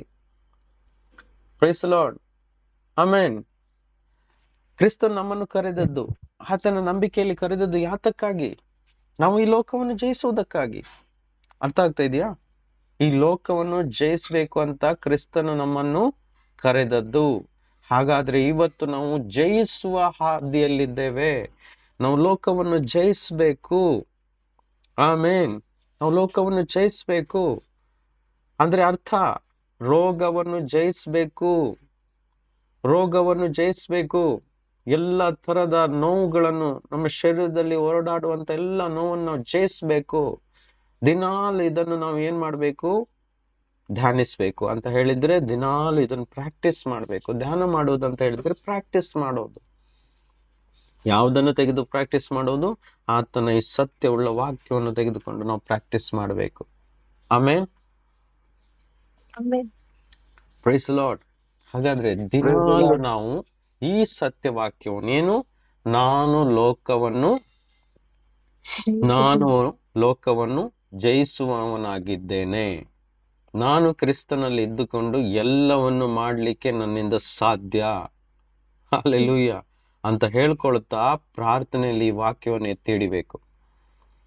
ಅನೇಕ ಸಮಯವರೆಗೆ ಈ ವಾಕ್ಯವನ್ನು ಉಚ್ಚರಿಸ್ತಾ ಇರುವಾಗ ಆ ವಾಕ್ಯದಲ್ಲಿರುವ ಶಕ್ತಿ ನಮ್ಮ ಆತ್ಮಕ್ಕೆ ಇಳಿದು ಹೋಗಿ ನಮ್ಮ ಶರೀರ, ನಮ್ಮ ಮನಸ್ಸು, ನಮ್ಮ ಆಲೋಚನೆಗಳನ್ನೆಲ್ಲ ಬದಲಾಯಿಸ್ತದೆ. ನೋಡಿ, ದೇವರ ಬಾಯಿಂದ ಹೊರಟು ಬಂದಂತ ವಾಕ್ಯವು ಇಡೀ ಲೋಕವನ್ನೇ ಸೃಷ್ಟಿ ಮಾಡಿತು ಅಲ್ವಾ? ಹೌದಲ್ವಾ? ಹಾಗಾದ್ರೆ ಈ ಲೋಕದಲ್ಲಿರುವ ಒಂದೊಂದು ವಸ್ತುಗಳು, ಒಂದೊಂದು ಸೃಷ್ಟಿಯು ಸಹ ಅವುಗಳನ್ನು ಸೃಷ್ಟಿ ಮಾಡಿದ ಸೃಷ್ಟಿಕರ್ತನ ಮಾತುಗಳನ್ನು ಕೇಳಿ ಆ ಸೃಷ್ಟಿಗಳೆಲ್ಲವೂ ಸೃಷ್ಟಿಯಾದವು. ಕರೆಕ್ಟ್? ಹಾಗಾದ್ರೆ ಅದೇ ತರ ನಾವು ಸಹ ಅದೇ ದೇವರ ಸೃಷ್ಟಿ. ಆತನ ಮಾತುಗಳು ನಾವು ಸರಿಯಾಗಿ ಕೇಳುವುದಾದ್ರೆ ಅದೇ ಮಾತಿನಿಂದ ನಾವು ಸಹ ಬದಲಾಗ್ತೀವಿ, ನಾವು ಸಹ ಜಯಶಾಲಿಗಳಾಗ್ತೀವಿ. ಪ್ರಾಬ್ಲಮ್ ಏನು ಅಂತ ಹೇಳಿದ್ರೆ, ಬಾಕಿ ಎಲ್ಲ ಸೃಷ್ಟಿಗಳು ಕರ್ತನ ಮಾತನ್ನು ಕೇಳ್ತವೆ, ಆದ್ರೆ ಮನುಷ್ಯ ಸೃಷ್ಟಿ ಮಾತ್ರ ಕರ್ತನ ಮಾತನ್ನು ಉಲ್ಲಂಘಿಸ್ತಾನೆ. ಇದೇ ಸತ್ಯ. ಒಂದು ವೇಳೆ ನಾವು ಕರ್ತನ ಮಾತನ್ನು ಉಲ್ಲಂಘಿಸದೆ ಆತನ ಮಾತಿಗೆ ವಿಧೇಯರಾದ್ರೆ ನಾವು ಆತನ ಮಾತಿನಂತೆ ಆಗುವೆವು. ಆತನ ಮಾತು ಏನ್ ಹೇಳ್ತದೆ ಹಾಗೆ ನಾವು ಆಗುವೆವು. ಯಾಕೆ? ಬೆಳಕು ಆತನ ಮಾತು ಕೇಳ್ತು, ಬೆಳಕಾಗಲಿ ಅಂದಾಗ ಬೆಳಕಾಯ್ತು. ಮರ ಗಿಡಗಳು ಆತನ ಮಾತು ಕೇಳ್ತು, ಹಾಗೆ ಅವುಗಳಾದವು. ಪ್ರಾಣಿಗಳು, ಜೀವಿ ಜಂತುಗಳು ಆತನ ಮಾತು ಕೇಳ್ತು, ಅವುಗಳು ಹಾಗೆಯೇ ಆದವು. ಸೂರ್ಯ ಚಂದ್ರ ನಕ್ಷತ್ರಗಳು ಕರ್ತನ ಮಾತು ಕೇಳ್ತು, ಅವುಗಳು ಹಾಗೆಯೇ ಸೃಷ್ಟಿಯಾದವು. ನಮ್ಮ ಸುತ್ತಮುತ್ತಲಿರುವಂತ ಒಂದೊಂದು ವಸ್ತುಗಳು, ಈ ಕಲ್ಲುಗಳು, ಮಣ್ಣು, ಹೌದಾ, ಇವೆಲ್ಲ ಕರ್ತನ ಮಾತಿನಿಂದ ಸೃಷ್ಟಿಯಾದವು. ಅವುಗಳಿಗೆ ಕಿವಿಗಳಿದ್ದಾವೆ, ಅವುಗಳಿಗೆ ಕಿವಿ ಇದ್ದಾವೆ. ಯೇಸು ಸ್ವಾಮಿ ಅಂಜೂರದ ಮರದ ಮುಂದೆಯಿಂದ ಹೋಗುವಾಗ ಅದರಲ್ಲಿ ಹಣ್ಣು ಸಿಕ್ಕದೇ ಇರುವ ಕಾರಣ ಅದಕ್ಕೆ ಶ್ರಾಪ ಕೊಡ್ತಾರೆ. ಮಾರನೇ ದಿನ ಅಲ್ಲಿ ಬರುವಾಗ ಅದು ಒಣಗಿ ಹೋಗಿರುತ್ತದೆ. ಯಾಕಂದ್ರೆ ಆ ಮರದ ಸೃಷ್ಟಿಯು ಆತನಿಂದಲೇ ಆದದ್ದು. ಅದಕ್ಕೆ ಆತನ ಮಾತಿಗೆ ಕಿವಿ ಕೊಟ್ಟು ಅದು ಒಣಗಿ ಹೋಗು ಅಂತ ಹೇಳಲು ಅದು ಒಣಗಿ ಹೋಯಿತು. ಆಮೇನ್, ಆಮೇನ್. ಅದೇ ರೀತಿಯಾಗಿ ನಮ್ಮ ಶರೀರವು ಯೇಸು ಕ್ರಿಸ್ತನ ಆಲಯವಾದ್ದರಿಂದ ಈ ಶರೀರಕ್ಕೆ ಬಂದಿರುವಂತ ರೋಗವು ಅದು ಕರ್ತನ ಆಲಯವಾದ್ದರಿಂದ ಕರ್ತನ ಮಾತನ್ನು ಈ ಆಲಯಕ್ಕೆ ಹೇಳುವಾಗ ಶುದ್ಧವಾಗಲಿ, ಸೌಖ್ಯವಾಗಲಿ, ಗುಣವಾಗಲಿ ಅಂತ ಹೇಳುವಾಗ ಈ ಆಲಯಕ್ಕೆ ತಟ್ಟಿರುವಂತ ಎಲ್ಲ ರೋಗ ಬಾಧಿತಗಳು ಈ ಆಲಯವನ್ನು ಬಿಟ್ಟು ಹೋಗಲೇಬೇಕು. ಸೃಷ್ಟಿಕರ್ತನಿಗೆ ಎದುರಾಗಿ ನಿಲ್ಲುವಂತ ಯಾವ ಶಕ್ತಿ ಭೂಮಿ ಮೇಲಾಗಲಿ ಆಕಾಶದಲ್ಲಿ ಇಲ್ಲ. ಅದಕ್ಕೆ ಯೇಸು ಹೇಳಿದ್ದು, ಎಲ್ಲ ಪವರ್, ಎಲ್ಲ ಶಕ್ತಿ, ಎಲ್ಲ ಅಧಿಕಾರಗಳು ಪರಲೋಕದಲ್ಲಿಯೂ ಭೂಲೋಕದಲ್ಲಿಯೂ ಅದು ನನಗೆ ಕೊಡಲ್ಪಟ್ಟಿದೆ. ಆಮೇನ್. ಇವತ್ತು ಅದೇ ಶಕ್ತಿ ನಮ್ಮ ಕೈಯಲ್ಲಿ ಕೊಟ್ಟಿದ್ದಾರೆ. ಪರಲೋಕದಲ್ಲಿಯೂ ಸಹ ಭೂಲೋಕದಲ್ಲಿಯೂ ಸಹ. ನಾವು ಏನೇನು ಕಟ್ತೀವೋ ಅದು ಹಾಗೆ ಕಟ್ಟಲ್ಪಡುವುದು, ಏನೇನು ಬಿಚ್ಚುತ್ತೀವೋ ಅದು ಹಾಗೆ ಬಿಚ್ಚಲ್ಪಡುವುದು ಅಂತ ಯೇಸು ಸ್ವಾಮಿ ಆ ವಾಕ್ಯವನ್ನು ನಮ್ಮ ಕೈಯಲ್ಲಿ ಕೊಟ್ಟು ಹೋಗಿದ್ದಾರೆ. ಆಮೇನ್. ಅದಕ್ಕೋಸ್ಕರ ನಾವೆಲ್ಲ ತಯಾರಾಗಬೇಕು. ನಮ್ಮ ಮನಸ್ಸನ್ನು ಬದಲಾಯಿಸ್ಕೊಳ್ಬೇಕು, ನಮ್ಮ ಆಲೋಚನೆಗಳನ್ನು ಬದಲಾಯಿಸ್ಕೊಳ್ಬೇಕು. ಈ ವಾಕ್ಯದ ಪ್ರಕಾರ ಇವತ್ತಿನ ನಾವು ನುಡಿಯೋರಾಗಬೇಕು. ನಾನು ಕ್ರಿಸ್ತನಲ್ಲಿ ಇದ್ದುಕೊಂಡು ಎಲ್ಲವನ್ನು ಮಾಡ್ಲಿಕ್ಕೆ ಸಾಧ್ಯ, ನಾನು ಲೋಕವನ್ನು ಜಯಿಸ್ಲಿಕ್ಕೆ ಸಾಧ್ಯ. ಇನ್ನೊಂದು ದೊಡ್ಡ ಮಾತು ಯೇಸು ಹೇಳಿದ್ದನ್ನು ನಿಮಗೆ ನೆನಪಿಸ್ತೀನಿ. ಯೇಸು ಮಾಡಿದಂತ ಅದ್ಭುತಗಳನ್ನು ನೆನಪಿಸಿ. ಸತ್ತವರನ್ನು ಎಬ್ಬಿಸಿದ್ರು, ಕರೆಕ್ಟಾ? ಕುಷ್ಠರೋಗಿಗಳನ್ನು ಗುಣಪಡಿಸಿದ್ರು, ಸರಿಯಾ? ಮತ್ತೆ ಕುರುಡರಿಗೆ ಕಣ್ಣು ಕೊಟ್ರು, ಕಾಲಿಲ್ಲದವರಿಗೆ ನಡೆಸಿದ್ರು, ಹೌದಾ? ಪಾರ್ಶ್ವವಾಯು ರೋಗಿಗಳನ್ನು ಗುಣಪಡಿಸಿದ್ರು, ಹೌದಾ? ಮತ್ತೆ ಎಲ್ಲ ಪ್ರಕಾರವಾದ ಬೇನೆಗಳನ್ನು ಯೇಸು ಸ್ವಾಮಿ ಪಡಿಸಿದ್ರ ಇಲ್ವಾ? ಯಾವ ರೋಗ ಗುಣಪಡಿಸ್ಲಿಲ್ಲ ಅಂತ ಹೇಳಿ? ಎಲ್ಲವನ್ನು ಪಡಿಸಿದ್ರು, ಕರೆಕ್ಟ್ ಅಲ್ವಾ? ಯೇಸು ಸ್ವಾಮಿ ಇಷ್ಟು ರೋಗಗಳನ್ನು ಪಡಿಸಿದ್ದಾರೆ. ಬೈಬಲ್ ಅಲ್ಲಿ ಅಷ್ಟು ಬರೆದಿಲ್ಲ. ಒಂದು 40 ಅಂಶಗಳನ್ನು, ಅದರೊಳಗೇನೆ ವಿಷಯಗಳನ್ನು ಬರೆಯಲ್ಪಟ್ಟಿದೆ. ಯಾಕೆ ಅಂತ ಹೇಳಿದ್ರೆ, ಎಲ್ಲವೂ ಬರೀಲಿಕ್ಕೆ ಹೋದ್ರೆ ಇಡೀ ಲೋಕವೇ ಸಾಲದು ಅಂತ ವಾಕ್ಯ ಹೇಳ್ತದೆ. ಆಮೇಲೆ ಇಡೀ ಲೋಕವೇ ಸಾಲದಂತೆ ಅಷ್ಟು ವಾಕ್ಯಗಳು ಬರೆಯಲ್ಪಟ್ಟಿವೆ. ಯೋಹನ್ನ 21:25 ಹೇಳ್ತದೆ, ಯೋಹನ್ನ 21:25 ಹೇಳ್ತದೆ, ಯೇಸು ಮಾಡಿದ್ದು ಇನ್ನೂ ಬಹಳವಾಗಿದೆ. ಅದನ್ನೆಲ್ಲ ಒಂದೊಂದು ಬರೆಯುವುದಾದರೆ ಬರೆಯಬೇಕಾದ ಪುಸ್ತಕಗಳೇ ಲೋಕವು ಹಿಡಿಸದೆ ಹೋಯ್ತೆಂದು ನಾನು ನೆನೆಸುತ್ತೇನೆ. ಅಷ್ಟೊಂದು ಅಂಶಗಳ ಅದ್ಭುತಗಳನ್ನು, ಸೂಚನೆ ಕಾರ್ಯಗಳನ್ನು, ಅದ್ಭುತಗಳನ್ನು ಯೇಸು ಮಾಡಿದ್ದಾರೆ. ಅಷ್ಟೊಂದು ಅದ್ಭುತವಾದ ಸೂಚಕ ಕಾರ್ಯಗಳನ್ನು ಯೇಸು ಸ್ವಾಮಿ ಈ ಭೂಮಿಯಲ್ಲಿದ್ದಾಗ ತನ್ನ ಜೀವಿತ ಕಾಲದಲ್ಲಿ ಮಾಡಿ ಮುಗಿಸಿದ್ದಾರೆ. ಅದಕ್ಕಾಗಿ ಇವತ್ತು ಆ ಅದ್ಭುತವಾಗಿ ಇನ್ನೊಂದು ವಾಕ್ಯ ಅಲ್ಲೇ ನೋಡಬಹುದು. 20:30 ನೋಡೋದಾದ್ರೆ 20:30 ಯೋಹನ್ನ, ಯೇಸು ಇನ್ನು ಬೇರೆ ಎಷ್ಟೋ ಸೂಚಕ ಕಾರ್ಯಗಳನ್ನು ತನ್ನ ಶಿಷ್ಯರ ಮುಂದೆ ಮಾಡಿದನು, ಅವುಗಳು ಈ ಗ್ರಂಥದಲ್ಲಿ ಬರೆದಿರುವುದಿಲ್ಲ. ನೋಡಿ, ಎಷ್ಟೋ ಮಾರ್ವೆಲಸ್ ಸೈನ್ಸ್. ಹಾಗಾದ್ರೆ ಅದಕ್ಕೆ ಲೆಕ್ಕನೇ ಇಲ್ಲ ಅಂತ ಸತ್ಯ ನಮಗೆ ಗೊತ್ತಾಯ್ತು. ಅಷ್ಟೊಂದು ಮಾಡಿದ್ದಾರೆ. ಯಾಕಂದ್ರೆ ಎಲ್ಲವನ್ನು ನಾವು ಜೀರ್ಣ ಮಾಡಿಕೊಳ್ಳಲು, ಅರ್ಥ ಮಾಡಿಕೊಳ್ಳಲು ನಮಗೆ ಶಕ್ತಿ ಸಾಲದು ಅಂತ ಹೇಳಿ ಎಷ್ಟೆಷ್ಟು ಬೇಕೋ ಮಿತವಾಗಿ ಬೈಬಲ್ ಅಲ್ಲಿ ಬರೆಯಲ್ಪಟ್ಟಿದೆ. ಹಾಗಾದ್ರೆ ವಿಷಯ ಏನು? ಇವತ್ತು ನಮಗೆ ಏನು ಕೊಟ್ಟಿದ್ದಾರೆ ಸ್ವಾಮಿ? ಈ ದೊಡ್ಡ ಮಾತನ್ನು ಇವಾಗ ನಾವು ನಂಬೋರಾಗೋಣ.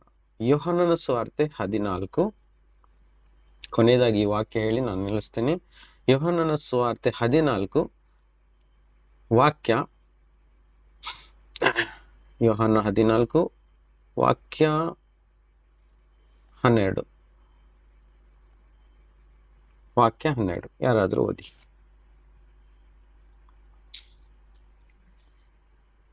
ನಿಮಗೆ ನಿಜ ನಿಜವಾಗಿ ಹೇಳುತ್ತೇನೆ, ನನ್ನನ್ನು ನಂಬುವವನು ನಾನು ನಡೆಸುವ ಕ್ರಿಯೆಗಳನ್ನು ತಾನು ನಡೆಸುವನು ಮತ್ತು ಅವುಗಳಿಂದ ಮಹತ್ತಾದ ಕ್ರಿಯೆಗಳನ್ನು ನಡೆಸುವನು. ಯಾಕೆಂದರೆ ನಾನು ತಂದೆಯ ಬಳಿಗೆ ಹೋಗುತ್ತೇನೆ. ಸಾಕು. ಇದಲ್ಲದೆ ನೀವು ನನ್ನನ್ನು ನಂಬುವನು. ನೋಡಿ, ಪುನಃ ನಂಬಿಕೆ ಬಂತು. ಅದಾ, ನಾವೆಲ್ಲರೂ ಯೇಸುವನ್ನು ನಂಬ್ತಾ ಇದ್ದೇವೆ. ಹಾಗಾಗಿ ಯೇಸು ಹೇಳ್ತಾ ಇದ್ದಾರೆ, ನಾನು ನಡೆಸುವಂತ ಕ್ರಿಯೆಗಳನ್ನು, ಎಷ್ಟು ಕ್ರಿಯೆಗಳನ್ನು ಮಾಡಿದ್ದಾರೆ? ಲೆಕ್ಕವಿಲ್ಲದಷ್ಟು. ಹೌದಾ? ಸತ್ತವ್ರನ್ನ ಎಬ್ಬಿಸಿದ್ದಾರೆ, ಕುರುಡರಿಗೆ ಕಣ್ಣು ಕೊಟ್ಟಿದ್ದಾರೆ, ಕುಂಟರನ್ನು ನಡೆಸಿದ್ದಾರೆ, ಪಾರ್ಶ್ವವಾಯು ರೋಗಗಳನ್ನು ಗುಣಪಡಿಸಿದ್ದಾರೆ, ಮತ್ತೆ ಎಲ್ಲಾ ಪ್ರಕಾರದ ರೋಗಗಳನ್ನು, ದುರಾತ್ಮ ಹಿಡಿತಂತ ಬಂಧನಗಳಿಂದ ಬಿಡಿಸಿದ್ದಾರೆ, ದೆವ್ವಗಳನ್ನು ಬಿಡಿಸಿದ್ದಾರೆ. ತಾನು ನಡೆಸುವವನು ಅಂತ ಹೇಳಿದ್ದಾರೆ. ಏನು? ನನ್ನನ್ನು ನಂಬುವವನು ನಾನು ಮಾಡಿದಂತ ಎಲ್ಲ ಕೆಲಸಗಳನ್ನು ತಾನು ಸಹ ಮಾಡುವನಾಗಿದ್ದಾನೆ ಮತ್ತು ನನಗಿಂತ ಮಹತ್ತಾದ ಕೆಲಸಗಳನ್ನು ಮಾಡುವನಾಗಿದ್ದಾನೆ ಅಂತ ನಮಗೆ ಹೇಳಿದ್ದಾರೆ ಸ್ವಾಮಿ. ಯಾಕೆಂದರೆ ನಾನು ತಂದೆಯ ಬಳಿಗೆ ಹೋಗುವನಾಗಿದ್ದೇನೆ. ಹಾಗಾದ್ರೆ ಇವತ್ತು ಈ ಲೋಕದಲ್ಲಿರುವಂತ ಎಲ್ಲ ಕೆಟ್ಟತನವನ್ನು, ರೋಗಗಳನ್ನು, ದುಷ್ಟನ ಎಲ್ಲ ಕಾರ್ಯಗಳನ್ನು, ರಾಜ್ಯತ್ವಗಳನ್ನು, ಪ್ರಭುತ್ವಗಳನ್ನು, ಅಧಿಕಾರಗಳನ್ನು, ದೊರೆತನಗಳನ್ನು, ಲೋಕದ ಅಧಿಪತಿಯನ್ನು, ಸೈತಾನನ ಕೃತ್ಯಗಳನ್ನೆಲ್ಲ ಜಯಿಸುವ ಅಧಿಕಾರ ಯಾರ ಕೈಯಲ್ಲಿದೆ? ತನ್ನ ಮಕ್ಕಳ ಕೈಯಲ್ಲಿದೆ. ನಾವು ಲೋಕವನ್ನು ಜಯಿಸುವವರಾಗಿದ್ದೇವೆ. ಅದಕ್ಕೋಸ್ಕರ ನಮ್ಮನ್ನು ಕರೆದಿದ್ದಾರೆ. ಇಲ್ಲಿ ತನಕ ಅನೇಕ ಕೆಲಸ ನಾವು ನೋಡದೇ ಇರಬಹುದು, ಇನ್ನು ಮುಂದೆ ನಾವು ನೋಡುವವರಾಗಿದ್ದೇವೆ. ನಂಬಿದವರು ಆಮೇನ್ ಅಂತ ಹೇಳಿ. ಇದನ್ನು ನೀವು ನಂಬಿ ಇವತ್ತು ಈ ನಂಬಿಕೆಯನ್ನು ಅಪ್ಲೈ ಮಾಡುವುದಾದ್ರೆ ಇನ್ನು ಕೆಲವೇ ಕಾಲದೊಳಗೆ, ಕೆಲವೇ ದಿನಗಳೊಳಗೆ ನಿಮ್ಮ ಜೀವಿತದಲ್ಲಿ ಅದ್ಭುತಗಳಾಗುವುದು ಗ್ಯಾರಂಟಿ. ಎಷ್ಟು ನೀವು ಇದನ್ನು ನಂಬಿಕೆಯಲ್ಲಿ ಆಕ್ಟ್ ಮಾಡ್ತೀರಾ ಅಷ್ಟು ಅದ್ಭುತಗಳು ಖಂಡಿತವಾಗಿ ನಡೆಯುವುದು. Praise the lord. ನಂಬ್ತೀರಾ? ನಂಬರಿಗೋಸ್ಕರ ಸ್ತೋತ್ರ. ಕರ್ತನಿಗೆ ಬೇಕಾಗಿರೋದು ಒಂದೇ, ಆತನ ಮೆಚ್ಚಿಸ್ಲಿಕ್ಕೆ ಇರಬೇಕಾಗಿರೋದು ಒಂದೇ, ನಂಬಿಕೆ. ನಂಬಿಕೆ ಇಲ್ಲದೆ ಕರ್ತನನ್ನು ಮೆಚ್ಚಿಸ್ಲಿಕ್ಕೆ ಅಸಾಧ್ಯ. ಇವೆಲ್ಲ ಸಂಗತಿಗಳು ನಂಬಿಕೆಯಿಂದಲೇ ನಡೀತದೆ.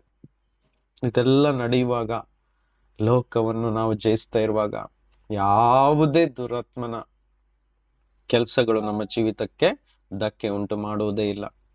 ಪಾಪವೂ ಸಹ ನಮ್ಮ ಹತ್ತಿರ ಬರ್ಲಿಕ್ಕೆ ಆಗುದಿಲ್ಲ, ಶೋಧಿಸ್ಲಿಕ್ಕೆ ಆಗುವುದಿಲ್ಲ. ಒಳಗೆ ದೇವರ ಆತ್ಮನು ಇದ್ದಾನಂತ ಹೇಳಿದ್ರೆ ಶೋಧನೆಯನ್ನು ನಾವು ಜಯಿಸುವರಾಗಿದ್ದೇವೆ, ಪಾಪವನ್ನು ಜಯಿಸುವರಾಗಿದ್ದೇವೆ. ಪಾಪದ ಎಲ್ಲ ಆಶೆ ಆಕಾಂಕ್ಷೆಗಳು ಸತ್ತು ಹೋಗ್ತವೆ. ಅರ್ಥ ಮಾಡ್ಕೊಳ್ಳಿ. ಕ್ರಿಸ್ತನ ಒಳಗಿರುವ ಅನುಭವವನ್ನು ದಿನಾಲು ನಾವು ಪಡೆದುಕೊಳ್ಬೇಕು. ಇದನ್ನು ಯಾವಾಗ ಸಾಧ್ಯವಾಗುತ್ತದೆ ಅಂತ ಹೇಳಿದ್ರೆ, ನಾವೆಷ್ಟು ಯೇಸುವನ್ನು ಸ್ತುತಿಸ್ಲಿಕ್ಕೆ ಆರಂಭಿಸ್ತೀವಿ, ಎಷ್ಟು ಹೊತ್ತು ನಾವು ಯೇಸುವಿನ ಮುಂದೆ ಸಮಯವನ್ನು ಕಳಿತೀವಿ, ಆಟೋಮೆಟಿಕ್ ಆಗಿ ದೇವರ ಆತ್ಮನು ನಮ್ಮಲ್ಲಿ ಬಲವಾಗಿ ವಾಸಿಸುವುದನ್ನು ನಾವು ಅನುಭವಿಸ್ತೀವಿ. ಆತನು ಆಲ್ರೆಡಿ ಇದ್ದಾನೆ, ಆದರೆ ಆತನ ಶಕ್ತಿಯು ನಮ್ಮ ಹೊರಭಾಗದವರೆಗೂ ಅನುಭವ ಆಗುವುದನ್ನು ನಾವು ಅನುಭವಿಸ್ಲಿಕ್ಕೆ ಆರಂಭಿಸ್ತೀವಿ. Praise the lord. ಕ್ರಿಸ್ತಿಯ ಜೀವಿತ ಒಂದು ಅದ್ಭುತ ಜೀವಿತ. ಇದು ಸಾಧಾರಣ ಜೀವಿತ ಅಲ್ಲ. ಅಂದ್ರೆ ಕ್ರಿಸ್ತರು ಇದನ್ನು ಸಾಧಾರಣವಾಗಿ ಮಾಡ್ಕೊಂಡಿದ್ದಾರೆ. ಹೇಗೆ ಗೊತ್ತುಂಟಾ? ಈ ಸಂಪ್ರದಾಯಗಳು, ಟ್ರೆಡಿಷನ್ಗಳು, ಕಲ್ಚರ್ಗಳು ಇವೆಲ್ಲ ಬಂದ್ಬಿಟ್ಟು ಚರ್ಚು ಅನ್ನೋ ಒಂದು ಕಾನ್ಸೆಪ್ಟ್ ಬಂದ್ಬಿಟ್ಟು, ಚರ್ಚ್ ಅಂತ ಹೇಳಿದ ಕೂಡ ಒಂದು ಸ್ಥಳದಲ್ಲಿ ಜನರು ಸೇರಿಕೊಂಡು ಮಾಡುವಂತ ಒಂದು ಸಂಗತಿಗೆ ಮಾತ್ರ ಮೀಸಲಾಗಿದೆ ಅಂತ ತಿಳ್ಕೊಂಡಿರೋದಕ್ಕೋಸ್ಕರ ಹೀಗಾಗ್ಬಿಟ್ಟಿದೆ. ಸಂಡೆ ಮಾತ್ರ ಹೋಗಿ ಬರೋದು, ಅಷ್ಟೇ ಚರ್ಚಿನ ಕೆಲಸ, ಅಷ್ಟೇ ದೇವರಿಗೆ ಕೊಡುವಂತ ಬೆಲೆ. ಅದು ಉಲ್ಟಾ ಮಾಡ್ಕೊಳ್ಳಿ. ಆ 2 ತಾಸು ಬಿಟ್ಟು ವಾರದಲ್ಲಿರುವ ಬಾಕಿ ಎಲ್ಲ ಸಮಯ ಕ್ರಿಸ್ತನೊಟ್ಟಿಗೆ ಕಳೆಯುವುದೇ ನಿಜವಾದ ಕ್ರಿಸ್ತಿಯ ಜೀವಿತವಾಗಿದೆ. ಅದು ಆತ್ಮಿಕನು ಮಾತ್ರ ಅರ್ಥ ಮಾಡ್ಕೊಳ್ಳಿಕ್ಕೆ ಸಾಧ್ಯ. ಅದಕ್ಕೋಸ್ಕರ ಈ ಭೂಲೋಕದಲ್ಲಿರುವಂತ ಈ ರಿಲಿಜಿಯಸ್ ಸಿಸ್ಟಮ್ ಇದೆಯಲ್ಲ, ನಾನು ಕ್ರಿಸ್ತರ ಬಗ್ಗೆ ಹೇಳ್ತಾ ಇರೋದು. ಕ್ರಿಶ್ಚಿಯನ್ ಅಲ್ಲಿ ಯಾವ ಅದ್ಭುತಗಳಾಗುವುದು ಕಂಡು ಬರುವುದಿಲ್ಲ.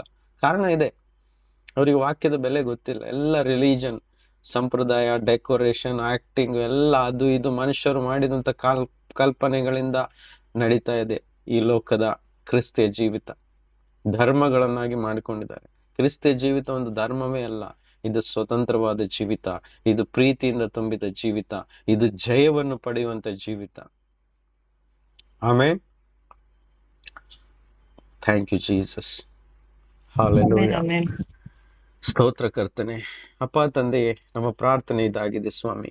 ನಮ್ಮೆಲ್ಲರ ಒಳಗಿನ ಕಣ್ಣುಗಳನ್ನು ತೆರೆ ಸ್ವಾಮಿ. ಹೊಸ ಕಾರ್ಯಗಳನ್ನು ಮಾಡು ಸ್ವಾಮಿ. ನಮ್ಮನ್ನು ಜಯಶಾಲಿಗಳನ್ನಾಗಿ ಮಾಡು ಕರ್ತನೆ. ನಮ್ಮ ಜೀವಿತದಲ್ಲಿ ಬರುವಂತ ಒಂದೊಂದು ಯುದ್ಧಗಳನ್ನು ಜಯಿಸುವಂತೆ ನಮ್ಮ ಕೈಕಾಲುಗಳನ್ನು ನೀನು ನಮಗೆ ಶಾರ್ಪ್ ಮಾಡು ತಂದೆ. ಪ್ರವೀಣರನ್ನಾಗಿ ಮಾಡು ಕರ್ತನೆ. ನಿನ್ನ ಈ ಕೇಳಿದಂತ ಒಂದೊಂದು ವಾಕ್ಯಗಳು ಹೃದಯದಿಂದ ನಮ್ಮ ಜೀವಿತದಲ್ಲೆಲ್ಲ ಅದು ತುಂಬಿಕೊಳ್ಳಲಿ, ಅದು ಕಾರ್ಯರೂಪಕ್ಕೆ ಬರಲಿ ಕರ್ತನೆ. ನಂಬುತ್ತೇವೆ ಕರ್ತನೆ.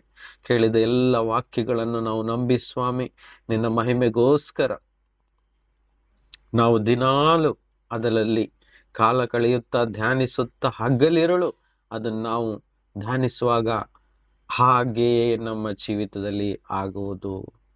Thank you Jesus. ಅದಕ್ಕೋಸ್ಕರ ಕರ್ತನೆ, ನೀನು ಹೇಳಿದ್ಯಾ, ನಂಬಿಕೊಂಡು, ಸಂಶಯ ಪಡದೆ ನಂಬಿಕೊಂಡು ನೀವು ಹೇಳಿದಂತೆಯೇ ಆಗುವುದು ಅಂತ ಹೇಳುವಾಗ ಅದು ಹಾಗೆಯೇ ನಿಮಗೋಸ್ಕರ ಆಗುವುದು ಅಂತ ಹೇಳಿದ ಕರ್ತನೆ, ಎಷ್ಟು ಸುಂದರವಾದ ಮಾತಾಗಿದೆ, ಎಷ್ಟು ಧೈರ್ಯ ಕೊಡುವಂತ ಮಾತಾಗಿದೆ, ಎಷ್ಟು ಸತ್ಯವಾದ ಮಾತಾಗಿದೆ ಸ್ವಾಮಿ. Thank you Jesus. ಸ್ವಾಮಿ, ಇಷ್ಟೊತ್ತು ಕೇಳಿದಂತ ಒಂದೊಂದು ವಾಕ್ಯವು ನನ್ನೆಲ್ಲರ ಹಿರಿಯರು ಮತ್ತು ಸಹೋದರರು ಸಹೋದರಿಯರು ಅವರ ಹೃದಯದಲ್ಲಿ ಅದು ಬೇರೂರಿ ನಿಲ್ಲಲಿ ಕರ್ತನೆ. ಅದು ಅವರ ನೆನಪಿನಲ್ಲಿ ಸ್ಥಿರವಾಗಿ ಉಳಿಯಲಿ ಕರ್ತನೆ. ಅದು ಅವರನ್ನು ಬಿಟ್ಟು ಹೋಗದೇ ಇರಲಿ. ನಮ್ಮೆಲ್ಲರನ್ನು ಕರೆದದ್ದು ಲೋಕವನ್ನು ಜಯಿಸ್ಲಿಕ್ಕೋಸ್ಕರ. ನಾವು ಲೋಕವನ್ನು ಜಯಿಸುವವರಾಗಿದ್ದೇವೆ, ನಾವು ಸೋಲುವವರಲ್ಲ. ಸೋಲು ಕಾಣ್ತಾ ಇದೆ ಅಂದ್ರೆ ನನ್ನದಲ್ಲಿ ಏನು ಕೊರತೆ ಇದೆ, ಏನೂ ಇಲ್ಲ. ದೇವರ ಕಡೆಗೆ ತಿರುಗಿಕೊಳ್ಳೋಣ, ನಮ್ಮನ್ನೇ ತಗ್ಗಿಸಿಕೊಳ್ಳೋಣ, ದೇವರನ್ನು ಹೆಚ್ಚೆಚ್ಚಾಗಿ ಆರಾಧಿಸೋಣ, ಆತನ ವಾಕ್ಯವನ್ನು ಹೆಚ್ಚೆಚ್ಚಾಗಿ ಹೇಳುವರಾಗೋಣ, ಆತನನ್ನು ಘನಪಡಿಸುವರಾಗೋಣ, ಪ್ರಾರ್ಥಿಸುವರಾಗೋಣ. ದೇವರು ಬಲವಾಗಿ ತನ್ನ ಶಕ್ತಿಯಿಂದ ನಮ್ಮನ್ನು ತುಂಬಿ ಆತನ ಕಾರ್ಯಗಳನ್ನು ಮಾಡಲಿಕ್ಕೆ ಉಪಯೋಗಿಸುತ್ತಾ ನಮ್ಮನ್ನು ಜಯಶಾಲಿಗಳನ್ನಾಗಿ ಮಾಡಿ ಜಯಿಸುವರಾಗಿ ನಮ್ಮನ್ನು ಎಬ್ಬಿಸುವುದು ಖಂಡಿತ. Thank you Jesus. Thank you Jesus. ನಿನ್ನ ಪರಿಶುದ್ಧ ನಾಮಕ್ಕೆ ಮಹಿಮೆ ಉಂಟಾಗಲಿ ಕರ್ತನೆ. ನೀನು ಮಹಿಮೆ ಒಂದು ಕರ್ತನೆ. ನಿನ್ನ ನಾಮಕ್ಕೆ ಸ್ತೋತ್ರ ಉಂಟಾಗಲಿ ಸ್ವಾಮಿ. ಪ್ರಾರ್ಥನೆ ಇದಾಗಿದೆ, ಬರುವ ದಿನಗಳಲ್ಲಿ ನಮ್ಮ ಈ ಕೇಳುವಂತ ಒಂದೊಂದು ಕುಟುಂಬದಲ್ಲಿಯೂ ಅದ್ಭುತಗಳಾಗಲಿ, ಸೂಚಕ ಕಾರ್ಯಗಳಾಗಲಿ ಸ್ವಾಮಿ. ರೋಗಗಳು ಸೌಖ್ಯ ಉಂಟಾಗಲಿ ಕರ್ತನೆ. ಈಗ ಕೇಳುತ್ತಿರುವಂತ ನನ್ನ ಈ ಆತ್ಮಿಕ ಕುಟುಂಬದ ಜೀವಿತದಲ್ಲಿ, ಒಬ್ಬೊಬ್ಬರ ಜೀವಿತದಲ್ಲಿರುವಂತ ಎಲ್ಲ ಬಂಧನಗಳು ಯೇಸು ಕ್ರಿಸ್ತನ ನಾಮದಲ್ಲಿ ಸಂಪೂರ್ಣವಾಗಿ ಬಿಚ್ಚಲ್ಪಟ್ಟು ಅವರ ಜೀವಿತದಿಂದ ಬಿಟ್ಟು ಅದು ನಾಶವಾಗಿ ಹೋಗಲಿ, ಸ್ವತಂತ್ರರಾಗಲಿ. ಬಂಧನಗಳಿದ್ದರೆ ಅವೆಲ್ಲವೂ ಕಳಚಿ ಬೀಳಲಿ ಯೇಸುವಿನ ನಾಮದಲ್ಲಿ.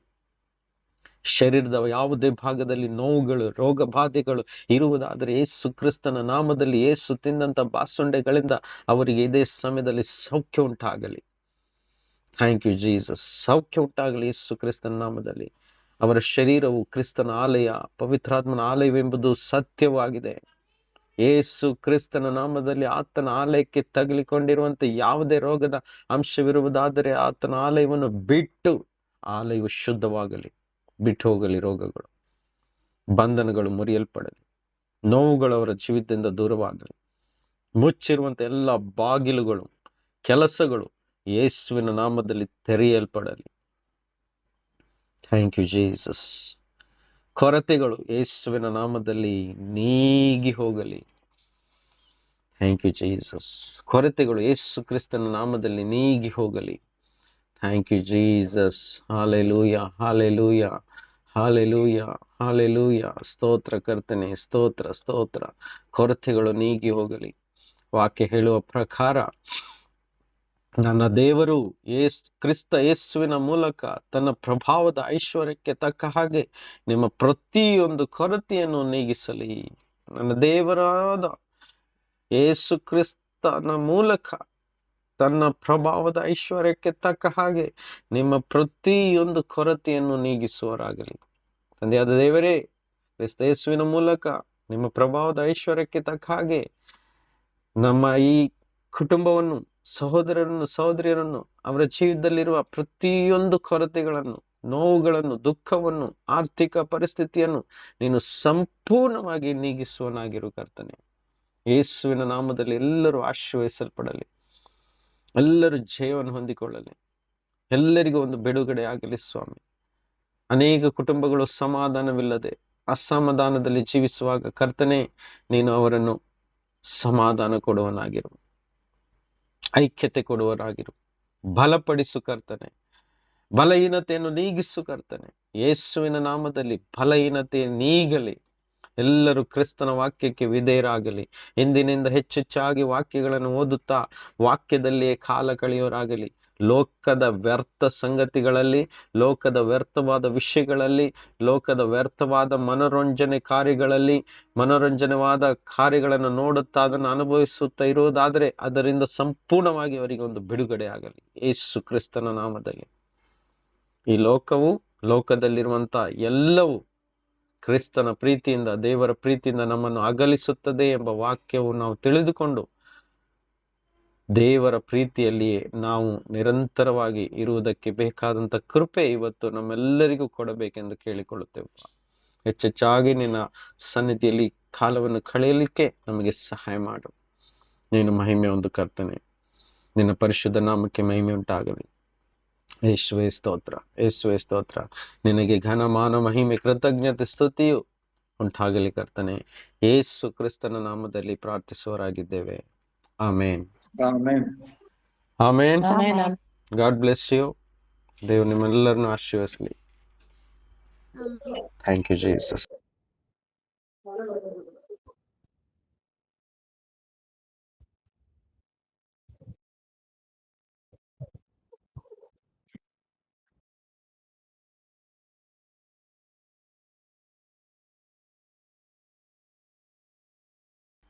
ಸಿಸ್ಟರ್ ಪ್ರೇಯರ್ ಅನ್ನು ಲೀಡ್ ಮಾಡಿ. Okay brother.